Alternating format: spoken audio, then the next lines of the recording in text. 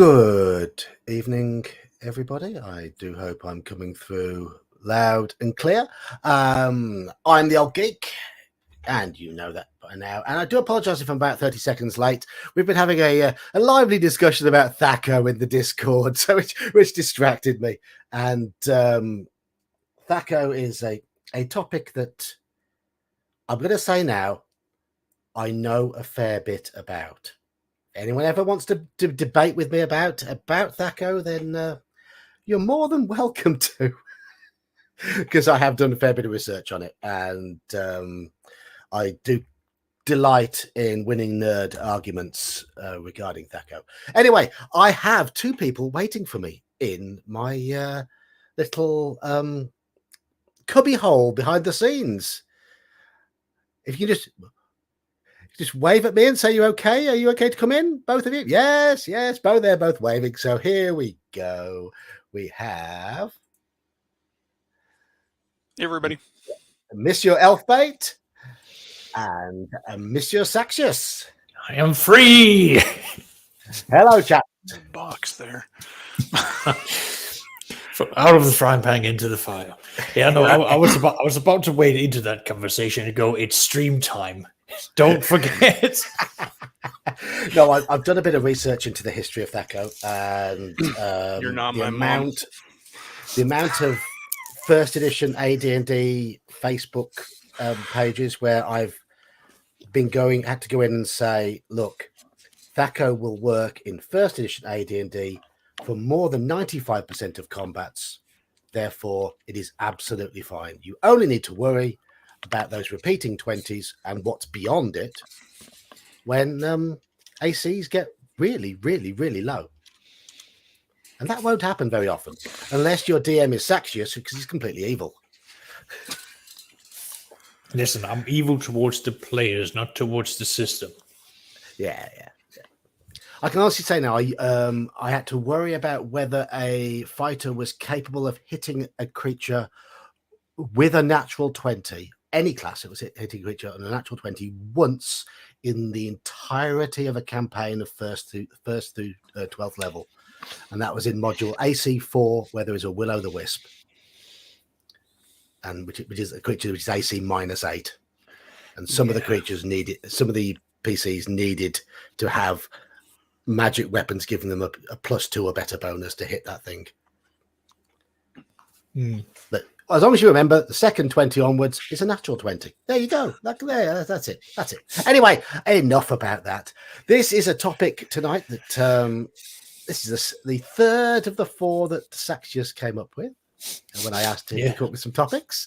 So I'm hoping Saxius is going to lead this one, because my own input here might just involve me sitting back and listening to you guys, because I'm quite simple. I'm quite simple here. We're talking about inspiration, not the 5th edition mechanic, but the inspiration that helps you run games, helps you write stuff, helps you create situations, helps you adjudicate situations, helps you come up with ideas for plots and what have you. And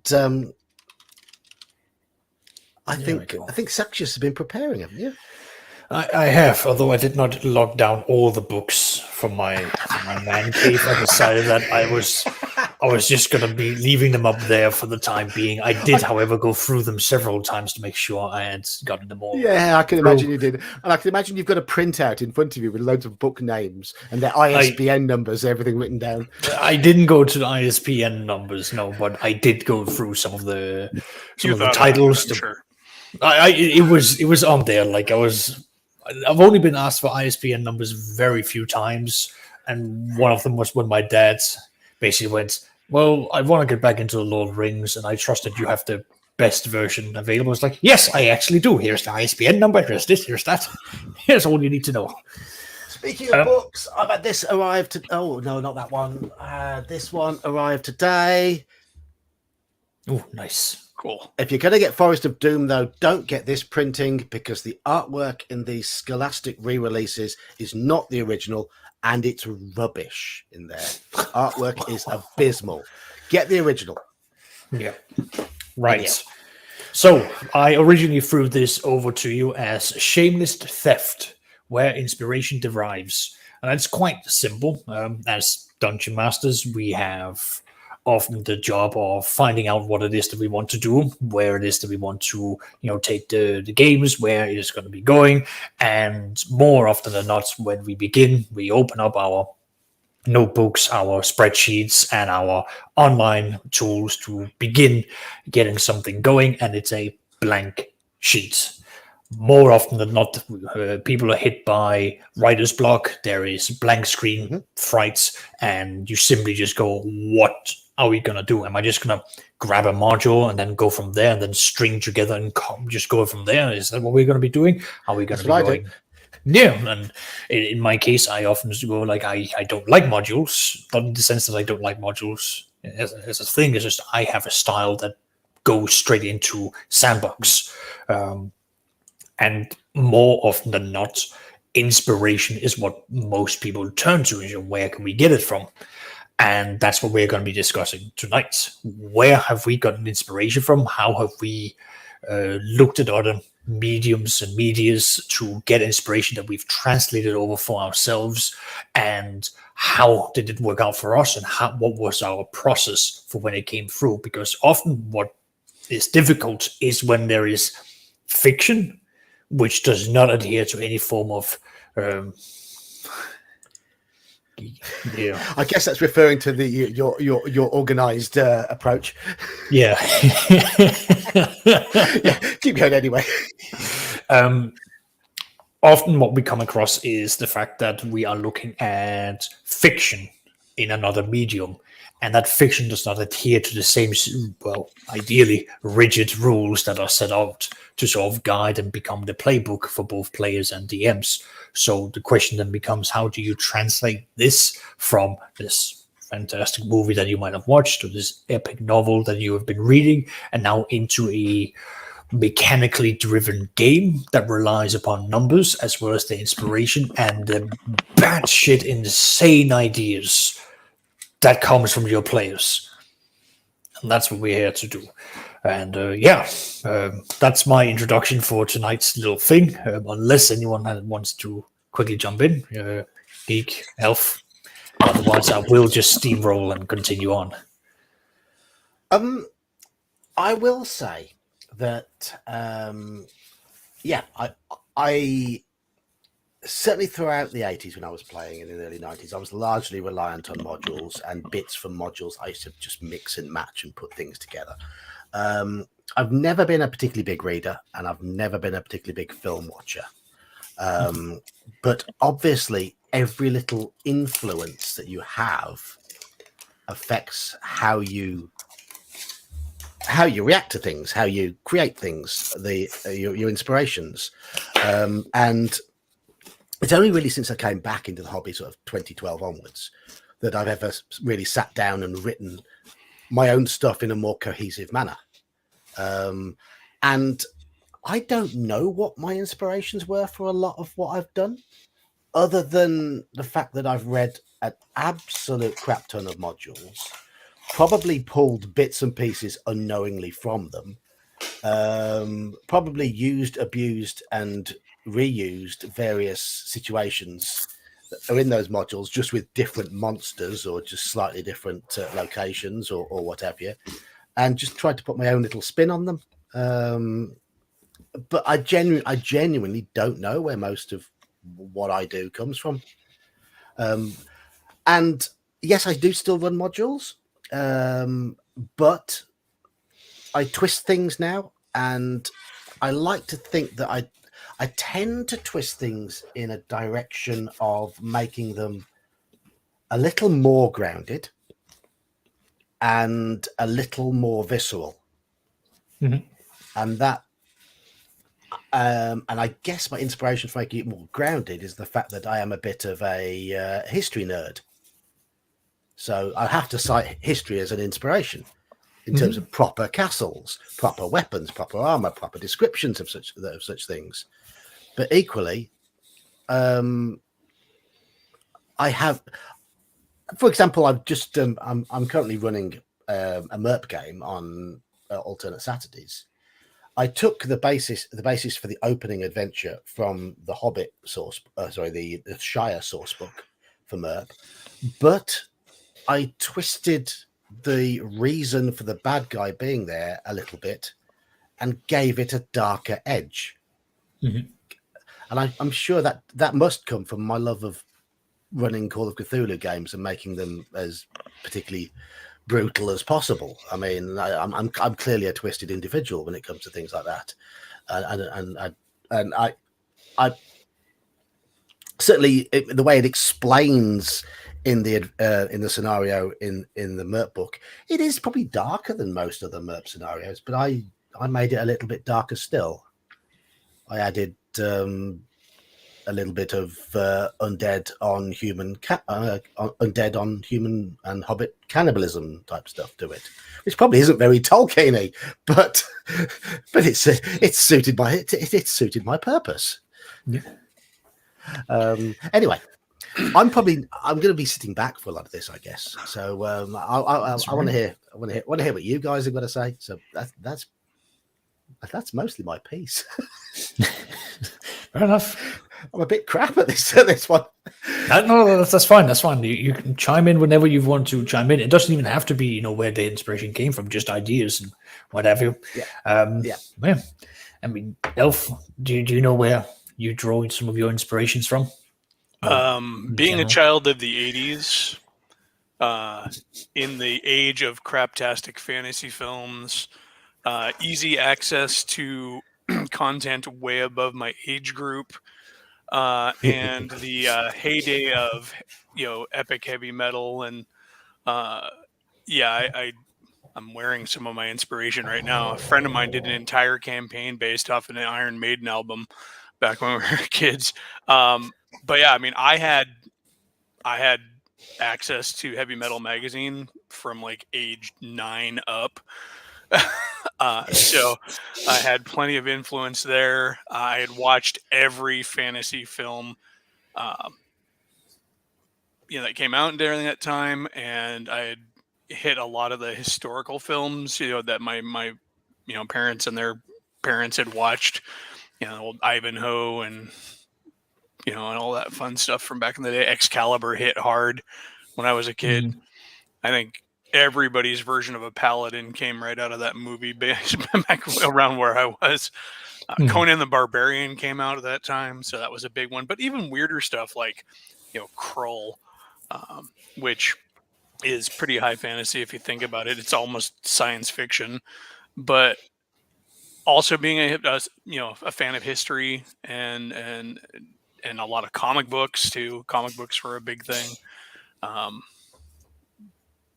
And horror movies. I mean, my mother, I got to give her a lot of credit for not hating D&D, but also letting me get into stuff that I was probably younger than should have been allowed to, like watching Jaws when you're 8 or Alien when you're 9.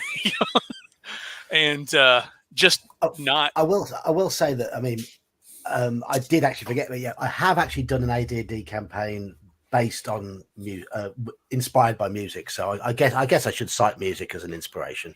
Yeah, and it's easy to do. Yeah. But like for Call of Cthulhu as an example, drink. But it's true crime stuff and historical true crime and mysteries, real world mysteries is a great resource. Like I'm in St. Louis where I'm living right now. There's an old brewery that's built on top of a cave. And it's this big, like, family owned, historical wealth kind of thing. And as soon as I found out about that, even before we moved here, I had a Call of Cthulhu scenario written about that. What's in that cave underneath the brewery and what sort of evil comes. And there's this whole mystery that surrounds that family, for example, where there's a series of murders between the mysterious deaths, it's murders, to get the fortune. But yeah, it's like, so just even historical things like that. My family has a tradition of ghost stories. My grandmother was a master ghost campfire storyteller, and my German grandmother raised me on German fairy tales, folk tales. Oh, I actually spoke German before I spoke English, although I can't speak German to save my life now. Uh, uh, but she would tell me these stories in German, as the old world stories, and I have a baby blanket that's got Grimm's characters on it. It's like, so it's there. My mom my family's creatives. My grandmother's an artist. Um, Actually, my three of my aunts are artists. My mother is an artist, and she'll never admit it. But they all had a lot of creativity, and that was always very well nurtured within my family. So my inspiration, honestly, just comes from the collective consciousness of my family. As a huge thing. My grandfather, every time we'd go on a walk in Sacramento, he's like, "Oh, Ely, you hear that sound? You know what that is? That's the." It was crickets, but he had some name for it, and there was always some story. He was a very folksy guy, so yeah, I just have life is always inspiring for me. A sound in the night is all it takes for my brain. My wife always accuses me of just not ever being able to shut it off. She's like, "Do you ever stop?" I'm like, "No, I can't. I can't. I could be sitting at a restaurant and going, what if this thing we were eating?" I mean, I'll say I have not yet even attempted to create my own scenario for Call of Cthulhu. Everything I've done has been based on pre-written material. Yes, I've messed about with it, but I've yet to try writing my own thing. The only two systems I've ever written my own things for are D&D, its various versions, and Middle Earth. I've never tried to write any scenarios for any other system. It's a sad admission, isn't it? Sad admission. No, it's a style. We're not going to judge you for having your own style and your own preferences. Like, what's nothing wrong with that. But you still get the inspiration from the sources for those games, and for the mood. I mean, like Elf said, Call of Cthulhu, Murder Mysteries. It might not be, showing out immediately in Call of Cthulhu, but it's definitely explained very deeply and very well in the books. Actually, one of the things I like to do with Call of Cthulhu when I'm writing scenarios is just pick something, anything, even if it's like, I mentioned the salt one before. And that was a challenge to me. My friends I'm like, yeah, I like to just pick normal things and try and make them horrific. He's like, all right, well, what about salt? Because we're at lunch, and he's like, what about this? Could you make this scary? I'm like, all right, come back to me next week. Yeah. But I find. I mean, Omanal says here, modules exist for a reason. I find the modules inspirational in a lot of. And in a lot of cases, certainly the Call of Cthulhu modules and scenarios, for me, they are incredibly. I read those and I marvel at the amount of thought and preparation and detail that the writer has put into them. The one I ran last weekend, it was set in the Suffolk village of Dunwich. Now, adherents to Call of Cthulhu might recognize the name Dunwich, because Lovecraft stole that name for his works. Everything in America is named after something elsewhere. Anyways, how many Portlands do we have? But what was great about it is, I mean, that is it's not just a town with a link to Cthulhu's to Lovecraft's Cthulhu books or his stories, but it is a town that has an interesting history and interesting legends associated with it.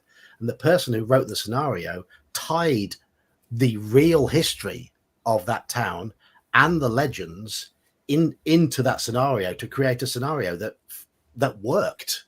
And to me, the whole verisimilitude of all the logic or the reasoning behind it made it entertaining for me to read, and B, inspired me to run it. Yeah, I think that's, as far continuing the Call of Cthulhu thread, that's actually almost critical to making really good Call of Cthulhu stories in the vein of the original stories. So many of those old works were pulling from real world things. If you've ever read The Mound, it's one of the ones he ghost writ for a woman. And it's funny because all she gave him was basically a post-it notes worth of information. In the middle of the plains, there's a mound, and on that mound is a ghost. And that's all she gave him to write this story. And by the time he's done, there's a ghost and a secret culture living throughout time and space under this old Native American burial mound is what inspired it in the Midwest, where we have those and stuff. But like I've done stories based around the digging up of rune stones in farmers' backyards and stuff, which is a thing that gets talked about. I'm sure it happens all the time in Europe, but in the Midwest, there's people in Wisconsin. Oh, look at this Viking rune stone that proves that Vikings were here. No, some dude in 1920 something hammered that out on his own. But if you turn that into a Call of Cthulhu scenario, it's a perfect seed. Going back to modules, though, I could never get a hold of many of them. So for me, I had to homebrew a lot of stuff. If I had money, it went to the core stuff to get as much bang for the buck. I had a few modules. I had the module. I had B2. I had X1. And we had collectively a handful of other ones. But if not for homebrewing and learning to be inspired by things, we wouldn't have had much to do. So fair enough. No, at least in my earlier days, both for DMing and for playing, there was a lot of inspiration for Warhammer Fantasy that came my way at the very least. Primarily because, again, big fan of history, specifically what's called the 100-Year War, the 30-Year War. That time era was quite inspirational, at least to me. I just found it fascinating, and it would sort of seep in. And I would then go and try and get some of the novels that would then be printed out. And one of the novels follows your typical sort of, witch hunter that was taking place in this world. And the scenario that the story that would then come out from one of these novels was just, and when I read it, I just went, this is a great one shot to sort of put forward to a group of players. Quite simple. You're in a carriage, you get into a town, town's deserted, you have no idea why, sun is fading away. As soon as you are in the dark, you get attacked by the undead. Right. Well, the thing is, you can all recognize they're not ghouls, they're zombies. But they're running at you with this sort of, 28 days later, zombies. High speed, high, all of that, which freaks the players out. And then they go, well, we need to get out of here because we can't be out in the open. Logical thing, the church is nearby, run in there, and then that's the scenario. They have to survive throughout the entire night until the sun comes up, as they will find that holy ground is serious damage to the undead. The sun is what will banish away all the other monsters, so they just have to survive and figure out what's going on. All the while, there's another force that's trying to then manipulate the people in there into opening up the doors to allow the hordes in. And that was all just from a small short story that I read. And I spun that into a one-shot that players then took, and then they ran with that because it became a big thing. How are we going to deal with this? Mind manipulation is happening to the NPCs, and the DM is now asking for random D20s to be rolled amongst the other players, which I just did because I wanted paranoia to set in. I wanted players to be sitting and going like, what is going on? Who is rolling for what? What does any of this mean? To sort of, stoke the fires of, they didn't know who they could and couldn't trust. And then from there, sort of build it up with multiple attacks, play in the whole thing of fatigue. And this all just came from, a very short, almost like an introductory story to a much bigger omnibus that was presented in. And that was a simple case of inspiration having struck in there, as a simple story turned into a session that many players just went like, that was intense. They felt fear because they couldn't they were physically confined but they were also feeling that their stronghold was always being assaulted. They always had to repair something. They always had to react to something. They never felt that they were on the forefront until they managed to turn some things around. Or, as one of the players did, they just actually read some of the spells and went, wait, protection from evil means this. It's like, yes. So if I can use this, how many of those spells do I have? Okay, so I can't save everyone, but I can do this.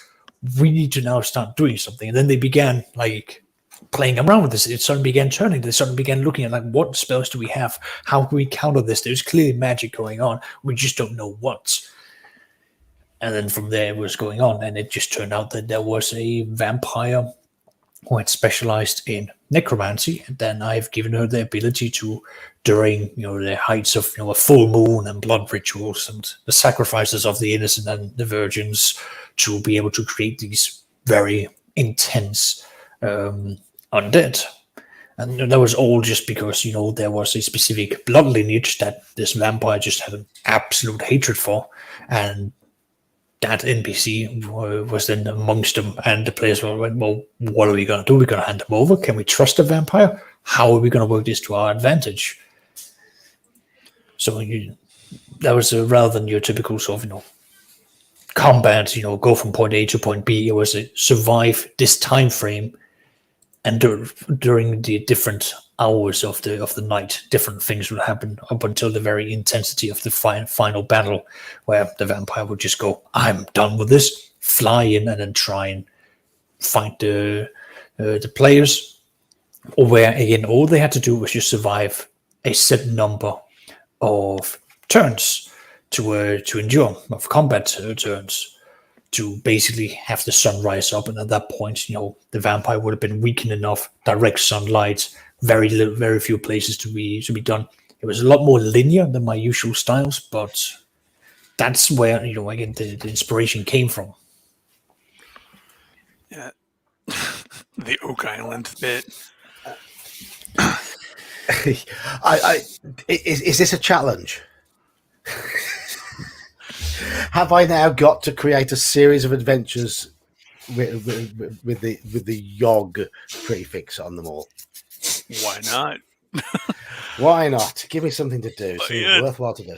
Another thing that occurs to me for like inspirations back when I was a kid, a lot of Westerns and some of like the black and white squad focused World War II movies even provided good inspiration for party based kind of adventures, because there weren't a lot of examples even in film of parties, like a proper D&D party. One of the best ones, honestly, is Hawk the Slayer. If you've never seen Hawk the Slayer, I watch it like once a year.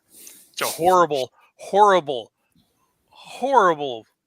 fantasy movie made by a spaghetti Western director that has Jack Palance as the villain.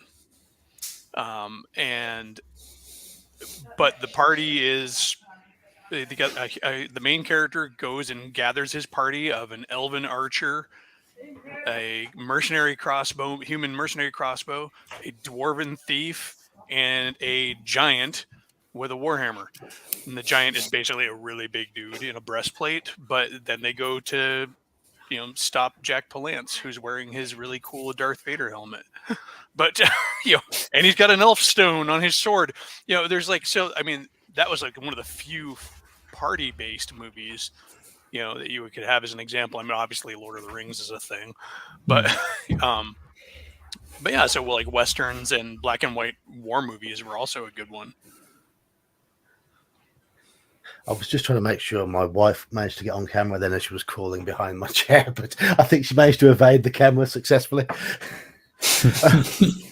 I honestly, my film watching has been it's decidedly not good enough. So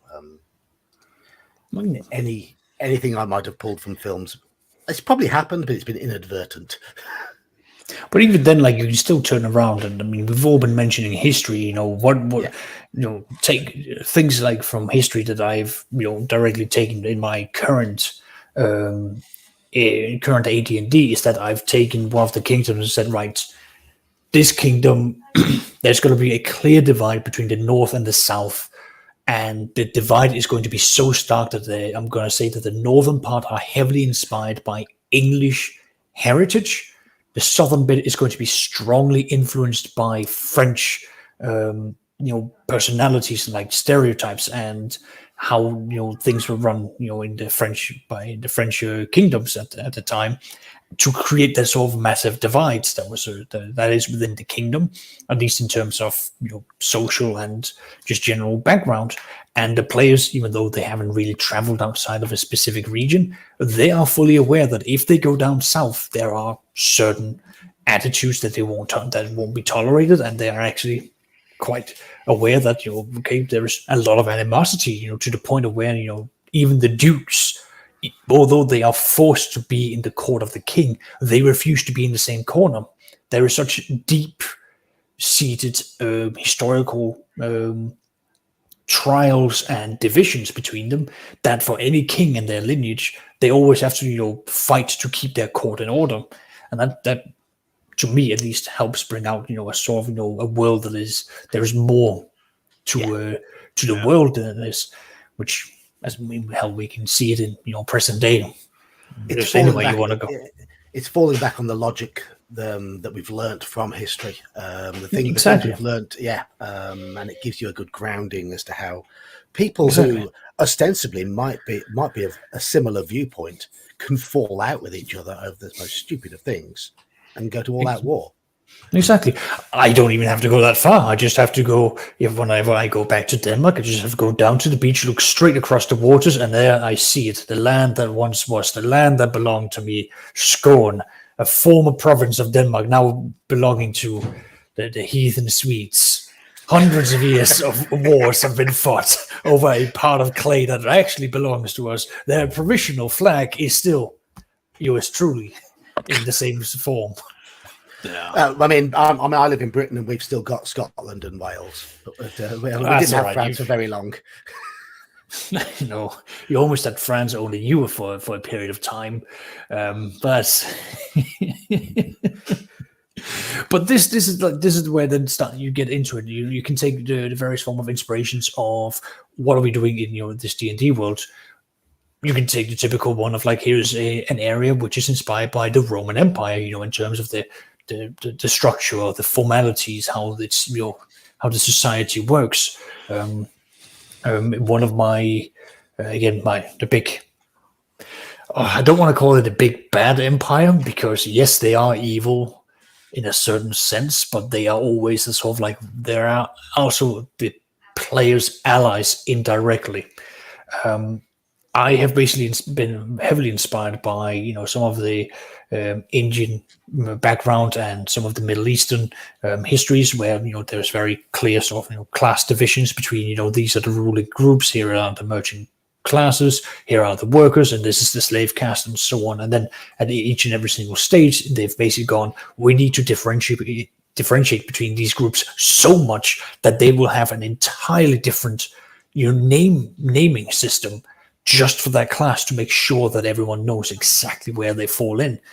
And when I had to explain that to one of the players who comes from that kingdom, he was sitting going like, this is complex, but it's an empire that is built upon such a complex social hierarchy of like, these people here, they are at the top, they will stay at the top, they will enforce their position at the top, and the people at the very bottom will have these ridiculous names that you will probably never be able to pronounce, but that's because to someone of such a high status, why should they pronounce the name of a slave? That is just, it's beneath them, it's beneath their tongue, it's a waste of their breath. That's the sort of world that I built in that sort of sense. And we can see that the original let me just give myself some light. The original people behind D&D were also inspired by a variety of sources. You just need to look at the world of Greyhawk to see where Gygax pulled from the real world when creating his places within that realm. Absolutely. Was it Ket? Was the Ottoman Empire? Mm-hmm. Perenland was blatantly Switzerland, even right down to it having regions called cantons. The Archclericy of Valuna. Well, that's the Vatican or the Holy Roman Empire, or it's the it's a theocratical empire. yes, Yeah. exactly, and it's so obvious when you even look at the heraldry. It's like, oh yes, it's even got the same colours as as the relevant region. So it is so obvious. But what I'm going to do now, I'm going to bring in quite a few chat comments. I've starred. I'm trying to be organised. I'm trying to be organised and starring a few comments as we go down because we've Sax is just rubbing off on you. Good. Well, we've got 20 people in chat. We want to get them up. We want to get them involved, don't we? So go on. I went back as far as here for starring them, and Major's Musing says, back in my noob DM days, I would rip off stories from movies and TV and railroad the players through them, beat by beat. It rarely went well, thus I was inspired to improve. I will admit to having pillaged many ideas from 80s cartoons, growing up with things like, He-Man and Brave Star and Black Star and the Herculoids and Thundar the Barbarian. Did it go well? I mean, as well as it can when you're 8. I remember I started super early. I was like grade school when I started playing. Yeah. And Omanal here says, modules exist for a reason. And why waste your time if someone could create a good one for you? You have got to be selective. You've got to pick out the bits you want to use and the bits that aren't so good. Be prepared not to run them often exactly as the author lays out, because any module is going to have good bits and bad bits. There are very few modules that anyone can describe as being perfect in every way. But yes, they do exist for a good reason. They are there to help you, to save you time, and to give you inspiration. And the best ones give you a framework for you to build on. They're there so your players can Keystone Cops their way through all of them. Yeah. We mentioned chill last time we were talking about horror games, and like the worst moment, and we were running one of the games campaigns, and they're going after Dracula, and one of my players is like, I open his coffin, he's not here, right? And we're like, yeah. He's like, I take a crap on his pillow. I'm like, really? He's like, yep, I take a crap on Dracula's pillow. I'm like, so wait a minute, you're gonna take a shit on the Lord of Darkness's pillow, and you haven't even found him to beat him yet? And he's like, yep, I want him to know that we were here. I'm like, the rest of the players are just like, ah. And I, as the GM, I'm like, okay. Is that did he do that based on something that happened in a film or a book, or just because he felt like it? No, he was inspired by something. Probably just the fact that he was this guy. Just to drag it off into a tangent here, this guy was the archetypical 1980s older brother, American older brother. You ever watch those 80s films and there's that older brother of the main protagonist? This guy was him. He would come into the living room wearing his Letterman jacket, punch you in the shoulder, force your head down on the couch, sit on you, fart on you, call you with some sort of expletive, and walk off laughing with a belly laugh. I mean, it's like the quintessential older brother for... Not my older brother. I was an older brother, and I was probably like that. I was an older brother, and I wasn't like that. I was just younger than he was. Fair enough. Because our game group ranged from like grade school to high school. I do want to get onto the topic of inspiration sources for players towards the end of this, but let's go through a few more topics, a few comments. AB Mark II for Call of Cthulhu inspiration: sit waiting for a train at an old railway station in the dark with one flickering platform lamp. Oh yeah. Yes, just certainly. That's all you need. A little bit of darkness. A buddy of mine posted a picture he took the other day out on a walk with his dog. He's like, this is like the perfect Miyazaki type background. He's thinking about Totoro, right?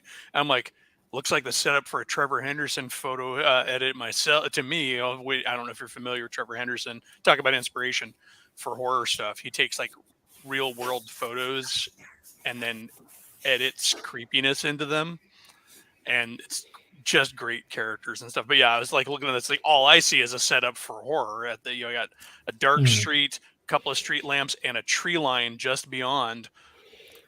And there is something more than a little menacing about the lighting on a lot of trains as they approach along a dark railway line. You can see them approaching from a distance, slowly growing and getting closer.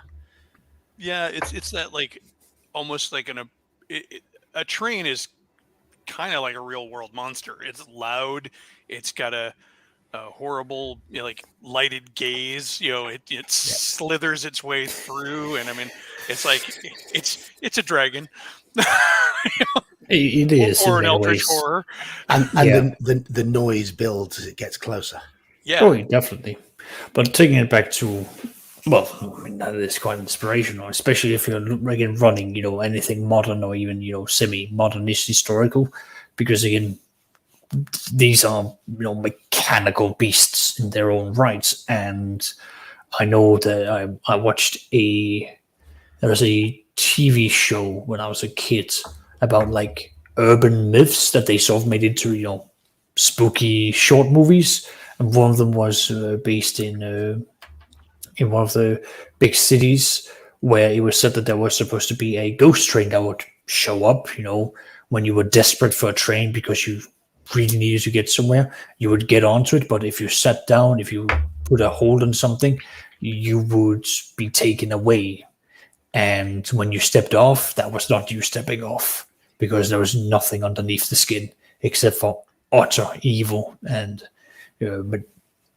vile contempt for the humanity around you. So you'd step on however you were, and just an evil clone would step off, and you'd usually be gone for 24 hours. And you Sounds need like to the morning and evening commute to and from work. yeah. Well, no, the people step on, dreading going to work, and people step off, I step off dreading the having train after work, hating humanity too. you hate humanity before you get on there. Let's be real. Being that close to people, like, why are you here? I both love and hate people, so it's hard for me. But Yeah, there's a nice ghost train scenario. I mean, in Horror on the Orient Express in that is a big solid train, but one of the side scenarios is called the Doom train, and that is sort of based on the sort of ghost train type idea. ton of those in America. Yeah.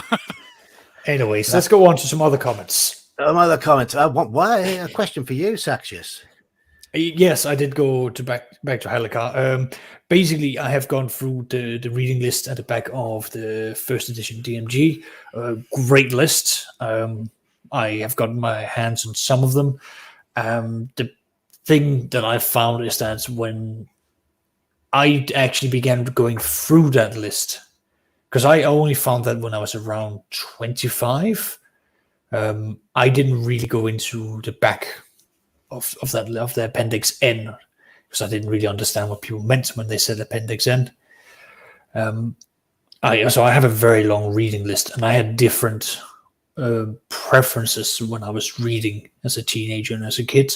So I wouldn't have gone for a lot of those older books.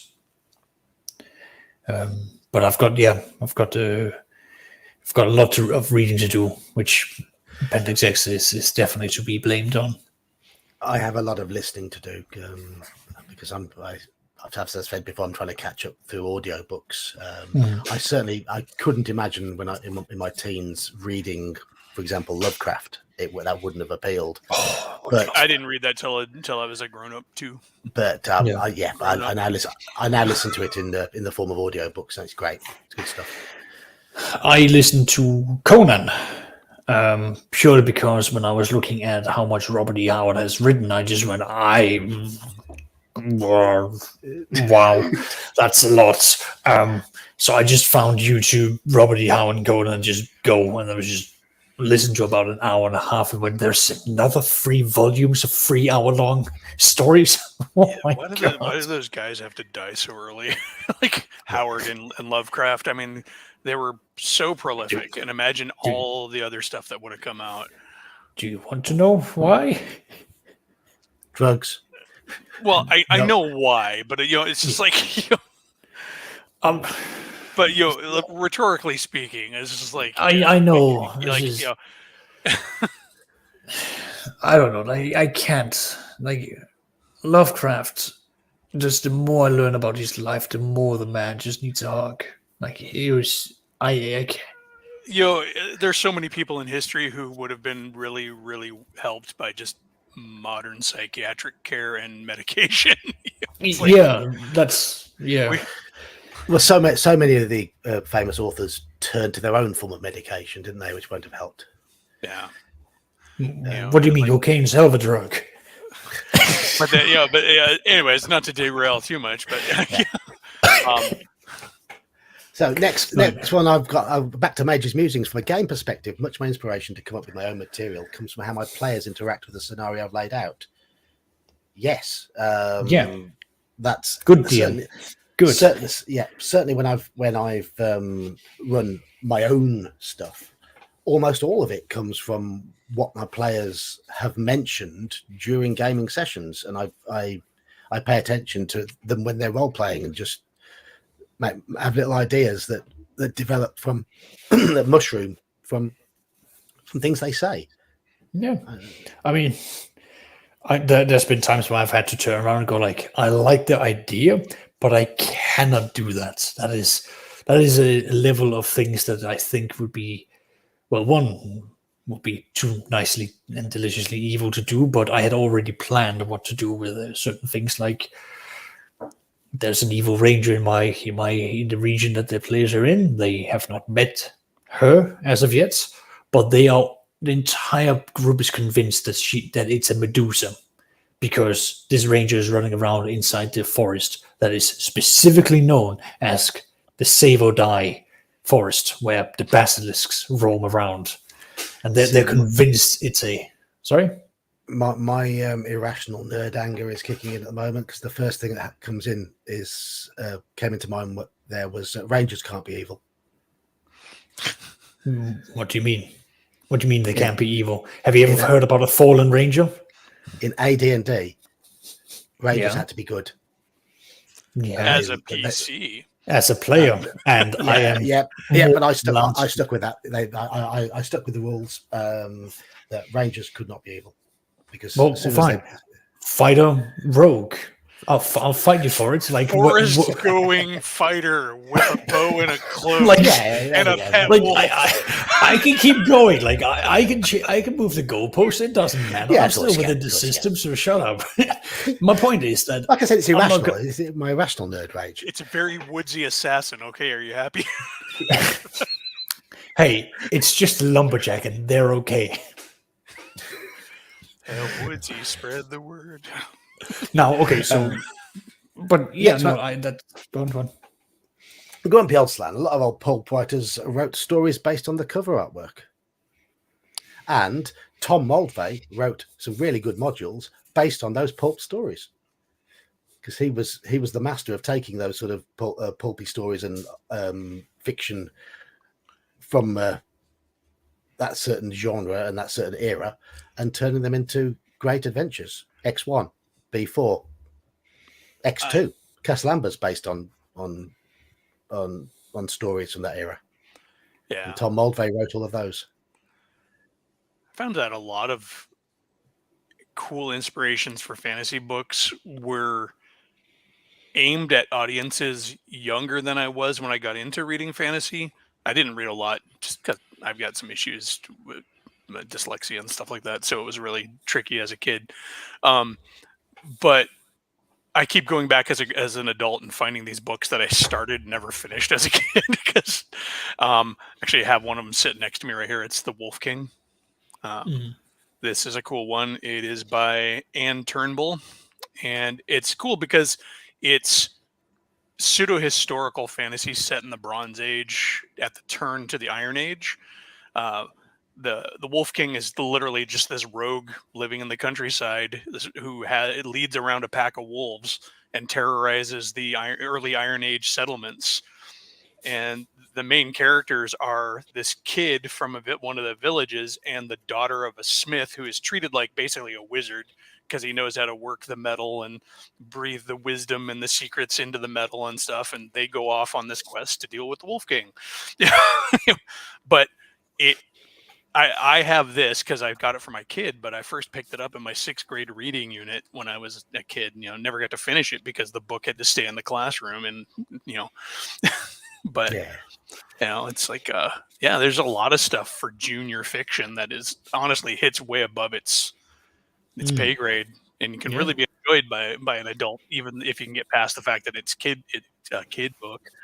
You ever read the first fantasy book I read was The Hobbit, and I picked it out of the school library and took it home with me because we were allowed to take it home. I think nowadays The Hobbit would be considered way above most kids that it was targeted for at the time, just because of the language, the way it's written. Have you ever heard of the Monster Blood Tattoo series? It's also known as the Lamplighter series because Monster Blood Tattoo was not a good title to put on a book that was going to go into school libraries. But it is an amazing Dickensian fantasy setting where these city-states live walled up, afraid of all the monsters that live out there, and the ocean is made out of like corrosive vinegar and stuff like that. It's just hardcore. And the Lamplighters are kind of like rangers. They go around keeping the lights on the highway lit. And the main character is an orphan, a foundling, and it's the name comes from the fact that these monster hunters, when they kill the monsters, they make a tattoo out of their blood and gain some abilities of the monsters.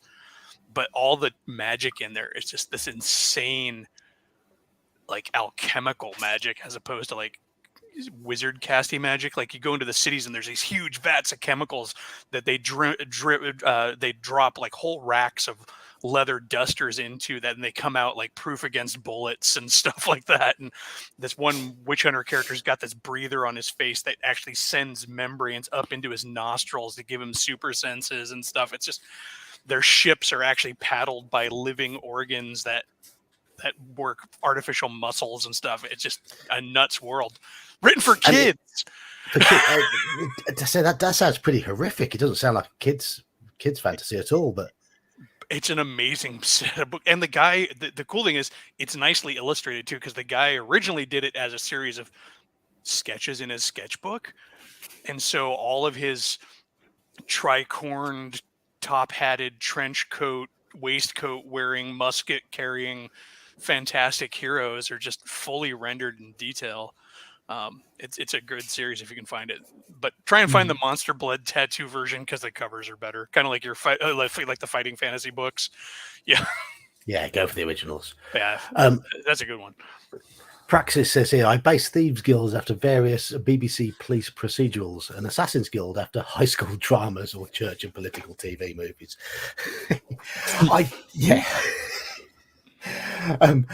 certainly, if I ever got round to writing a Call of Cthulhu adventure, I certainly would look into some of those procedural things as a form of inspiration, because I'd probably write something in the modern day-ish, given how much I loved running. I mean, a year ago, if you'd have asked me that, I'd have said, it'd have to be Victorian. But having seen how good a modern day horror scenario can work in the form of Forget-Me-Not, I'd give that a crack. I know Gingerbeard's been humming and hawing about the idea of writing something Call of Cthulhu based for the 1980s. Maybe that might be a possibility. Squirrel says this: when exploring a new game rules, I do grab 3 different adventures and modules for examination and possible inspiration. When I did my MERP series of videos, this is one of the things that I sort of pointed out in there, that if you were going to get the MERP game based on those videos, I would get a couple of the scenario booklets, certainly 2 that are linked together, to help out in terms of give you something to begin with. And I think that's a good idea. Don't just get a rule book, get a couple of scenarios that are designed for it, because it will actually help you learn the mechanics as well. You read them alongside one another and have the adventure and the rule book to refer to and try to fathom everything out. I did that in the early D&D days. I always made characters to help understand the rules. And Ian says here, always start with drawing a map and go from there. Dungeon map, city map. Start with a map. Yeah, most of the adventures I've come up with do start with me just doodling the idea of a map and then fleshing it out. I just go on the internet and go, I need a map, fantasy map. Bam, flap, done. If you ever need a map, just hit me up. My brother the other day is like, "Can I commission you to draw me a map? I need a 20 by 20 hex set, 12-mile hexes that mirrors the Pacific Northwest style of terrain." I mean, he's like, "Can you do that for me?" I'm like, "You got like 30 minutes." I will hit you up. I just pull out Wonder Draft and go for it from there. Yeah, no, awesome. All right, great. Because I can make battle maps. That's no problem. I can definitely turn whatever's in my head onto something tactical on the ground and sort of take it from there. But when it comes to like building the geography, where's the world and all these things, I just look at it and go, I have no goddamn idea. I have not done well in geography, so I have no idea how the different hemispheres are meant to be going. So I just go, this will do. Geek doesn't like my rivers. Listen, you're not going to get that kind of criticism from me because I'm just teasing him because the last time I shared a map with him, he's like, "My geography brain says your rivers are wrong." There you go. Yeah. I do have a geography brain. Yeah. No, it's fine, and I tend to you can only map so much, on a map. I mean, if you want to get into Glorantha level Atlas mapping that shows seasonal rivers and waterways, be my guest, but no. I just need to know where it is. It's like, is there a river? Do they need to cross it? Is there a bridge? Is there this? We'll take it from there. But yeah, maps are inspirations. I mean, I used to pull maps out of National Geographics all the time. Like every time my mother goes through an old collection of magazines she's getting ready to throw out, she's like, "You want any of these maps?" I'm like, "Yes, by all means, please.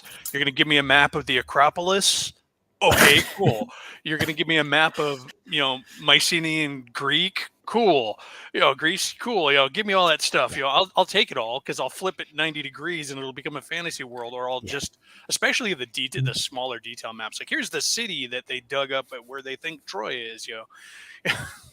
I've downloaded floor plans for real life castles and used those numerous times. Palladium, I used to have that Castles book that was really good in their little pamphlet size ones. It was just line plans of castles. There was no graph or gaming information. Well, maybe a little bit of gaming information because they had to justify it as a gaming book, but it was all just black and white pen and ink drawings of historical castles.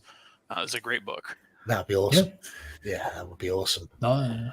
I'm just through the massive comments that came into chat while I was going through the past comments. I'll learn how to keep up with one of these days. It's all right. You just need to give power to someone else. Okay. Yeah, I mean, if we had the power to pull comments, I mean, I've seen that myself. I'm like, how do I make this one available to Geek? How do I point it out? I'm not saying, Geek, you need to give us power, but I am saying that you need to give us power.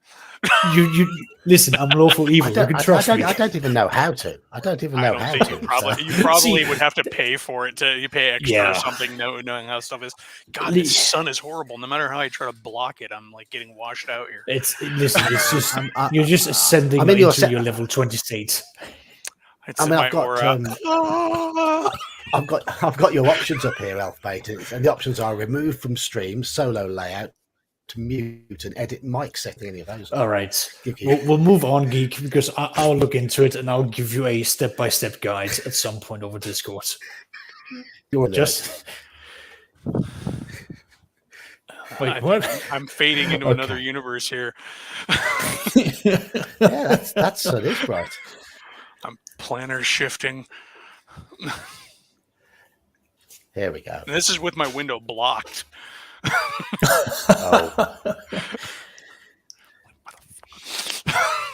Basement window. I like Praxis' state there. Yes. A good DM is inspired. And the best DMs are inspired by what they steal. Oh yeah. Mm-hmm. I feel called out by Mage's music now. Do you? I haven't got to that bit yet. No, you will get there. Trust me. He just called Sactus out. Oh, I called myself out. The mage is just the one who's actually went, wait, he said this.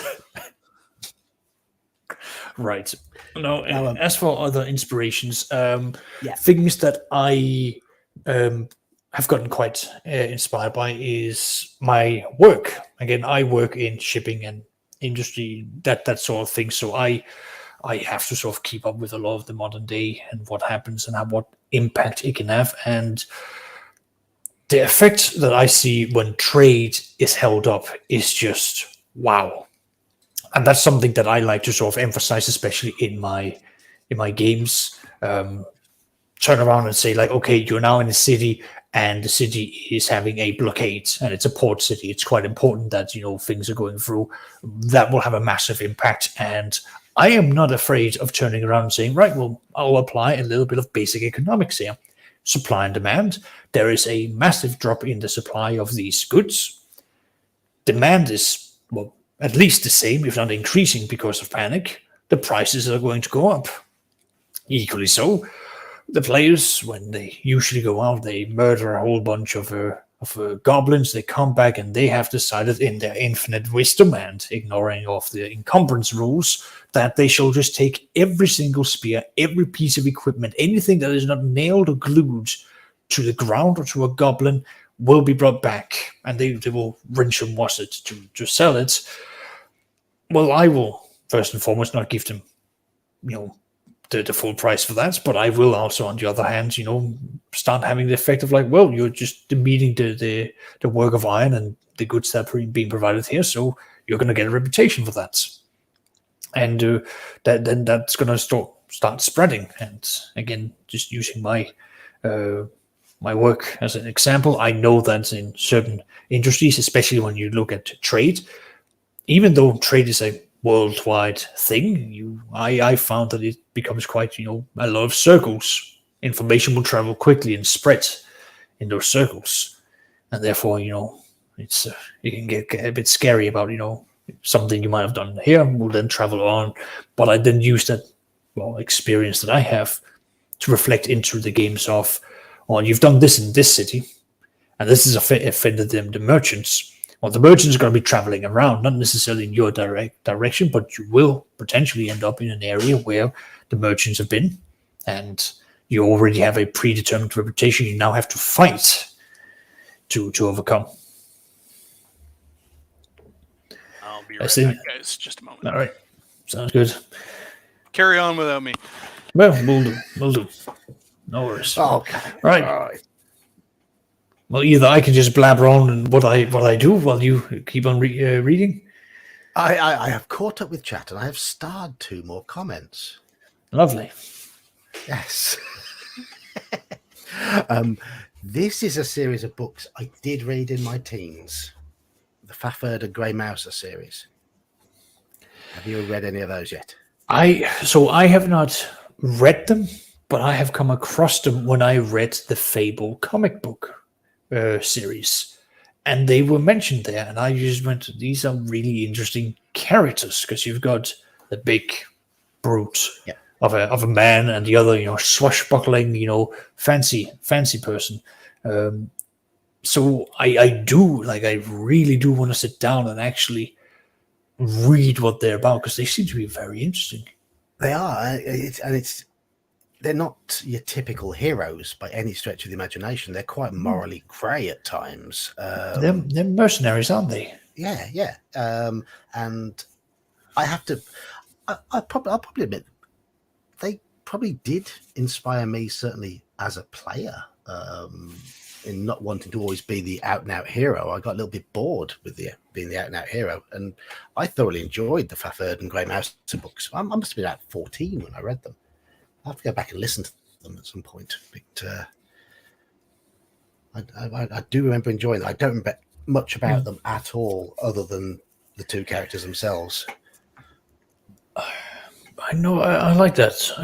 Again, I'll have to sit down and read them. The one, because I read a lot of typical good hero stories for a while, and then I came across a Warhammer Fantasy series, a book series, called Malus Darkblade, where you follow what is effectively a drow throughout his deeds, and how, in the Warhammer version, they don't have the whole matriarchy specifically, but it was one of the few times where I read a book where the main character was really horrible. Like, I was in several cases, I just found myself hating him, and that really inspired me for, like, when one of my characters, Saxius, when he fell, I took heavy inspiration from Malus Darkblade about how can I be a horrible villain, because the game was continuing and my character had fallen. We were going into an evil campaign. I needed my character to be as villainous as I possibly could, and that's where I drew the inspiration for that. And that's where your online persona was born, by the sound of things. Yes, after a while, having the whole thing of, like, you have to be evil, but you also have to have this, like, sense of law and order. It just sort of grows on you. Alignment just blends into real life. I don't understand why people don't use it to this more. And as you've shown us recently, you are officially one of the most evil people on the internet, aren't you? I am one of the most vile people and most toxic members of the tabletop game, and it's a crown that unfortunately I have to wear because I'm just more horrible than everyone else on the internet. I can't help it. And was that just something to do with evil orcs, wasn't it, I believe? Or... Oh, no, it was just my dislike of Kenders, but yeah, the orcs. Oh, Kenders, yeah. Yes. Here, welcome Kabuki Kid, a newcomer to the channel, and this is his first comment I've put up on here. Do you ever fuel your ideas from random charts? Simple answer, yes. Not as often as I should. Yes. Often I won't roll on the chart. I'll just read the chart. I think, oh, that, and just pick something off it and go, I'll use that. That's a good idea. Random flips through the monster manual help like that too. Yes. No, that's not going to work. Me taking a picture of the big chart that I've got in front of me and showing it to the camera, it's not going to translate very well. I don't know what I'm thinking, but I've got a wonderful little chart here from Worlds Without Number where it is just, here are the different things that NPC factions can make use of. Informers, petty seers, smugglers, useful idiots, blackmail, dancing girls, hired friends, saboteurs, bewitching charmers, covert transport, the occult infiltrators, spy masters, court patronage, idealistic thoughts, seditionists, and vigilant agents, just to list out a few. These are all just random things I can throw into my games. It inspires a great deal of things, and I mean, a good chart, but also, again, I can't show it here, but I know I have dragged in the old, Grumpy Slan into a chat where I actually just went full on, here is how I do my Excel sheets, look upon the splendor and become blind. And that's just... Still in chat, so you haven't put him off that much.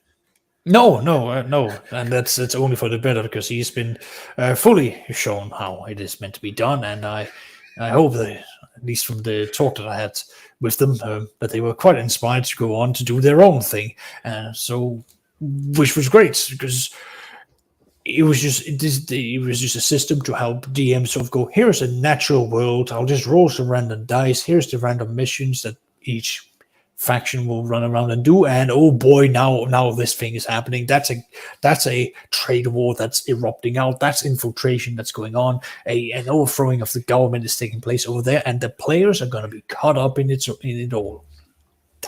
That to me, sometimes you don't need to have the inspiration directly from a book and so on and so on. I found that through ordered and meticulous usage of certain published systems, you can create the kind of chaos that generates a living, breathing world that the players can thrive in. And chaos is good. Right, so in terms of inspiring your characters, go on. I'm sure I've mentioned him on stream before many times. He was a 5th edition character, but I loved and hated playing my necromancer in equal amounts. He was a horrible individual, but I thoroughly enjoyed being horrible from time to time, and he made me feel dirty sometimes. Some of the things I did with him, but he did work he worked to help the party mostly. He was selfish, but I used to get myself into the right mood to play him by listening to my taste in music on the 40-odd minute drive to those sessions. And when I say that he used to name the undead he raised, and he called them, he had zombies called Marianne, Alice, and Lucretia. I wonder if anyone in chat knows which band I was listening to get into the right frame of mind. Let's see if I can get rid of this sun. There we go. Love the basement. Yes. Yes. So does anyone in chat know that the musical link between Lucretia, Marianne, and Alice, and I'm why just they would going be the to names? throw out a names random of guess. zombies? Joy Division. No, not Joy Division. No. I have no idea. I'll quickly step away. I'll be right back. Okay. Well, Alice was the first studio single by the Sisters of Mercy. Yes, Praxis, good man. It is the Sisters of Mercy. Marianne was a track on their first album, and Lucretia, My Reflection, was a hit by them as well. So yes, it was the Sisters of Mercy, and a passenger in the car had Sisters of Mercy inflicted on him the whole time that we were going to those sessions. I would never have guessed because I'm horrible with names, anyways. Yes. One of my favorite stories of character inspiration, honestly, comes from probably still those grade school years when Citadel didn't have Slaughter bases on their miniatures, and went into doing the usual, go into the store and kind of thumb your way through the pegs, looking at all the blister packs for the miniatures, and I saw Citadel's mounted paladin. This is cool. It was one of Citadel's early historical miniatures that they just ported over to fantasy, and it hit the product. The product code was FAC 10, but it was so poorly typed. Remember, they just used to have the old regular typewriter, print set there, and I read it as Facio, mounted armored paladin. So Facio the paladin, my first paladin character, was born, and he was Italian. Or Italian-esque, whatever passed for Italian in Greyhawk. You've just mentioned Joy Division, and Joy Division won Factory Records, and Factory Records title had little codes FAC1, FAC2, FAC3. Oh, that's funny. Yeah. There you go. But yeah, so the Citadel figures, of course, all miniature blisters always had a product code, and so FAC10 was this mounted paladin, and I thought he was Facio the Paladin. And so Facio the Paladin was born, and I played that guy forever until he died horribly. No, I thought you were going to say in that story that you then played the part of a paladin on a wonky base on a horse that kept falling over. No. All miniatures were on wonky bases and barely stood up and down or upright, whatever you want to call it, because I can't think right now. But no, but yeah, I mean, character inspiration comes from anywhere. It's the weirdest thing. I book covers. You see a character on a novel, and you're like, I want to make that character. That's how my buff wizard came around. There was some piece of fantasy art that shows this woman on an altar and this wizard who's all ripped going through the ritual. I'm like, I'm gonna make a wizard with a strength of 18.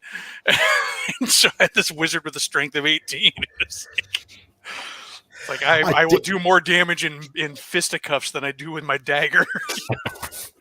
I do like Halakar's comment here. DC Tunnel he went through had 4 characters named Unter, Gleben, Glauten, Globen.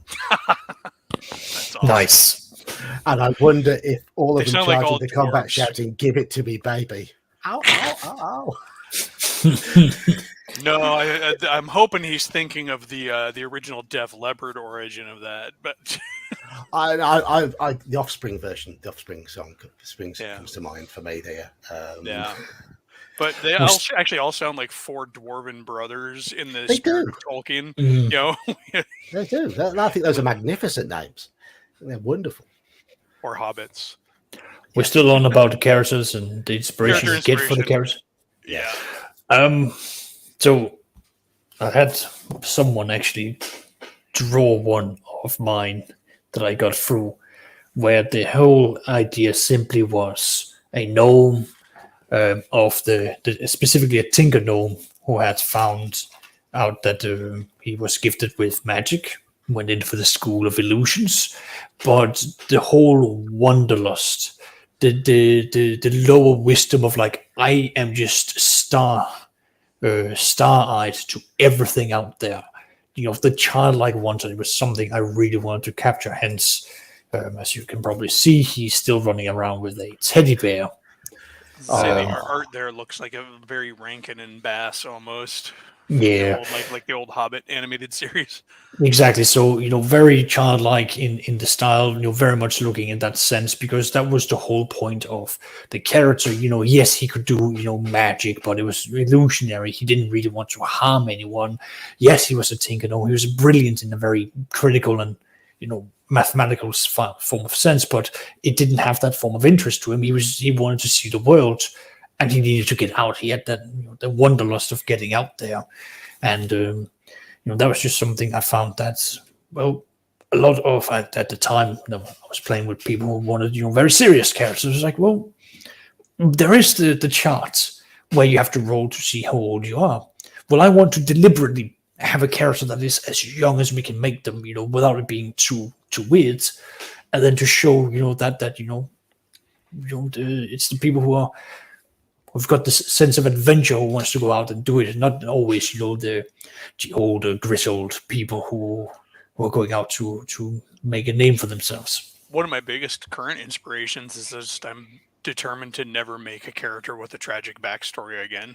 No. It's my personal crusade now. All my characters recently have at least okay backgrounds with healthy families, and there are some that I still hold fondly today. Like I've got a necromancer here, where the backstory is tragic, but it's not the tragedy that is the defining thing.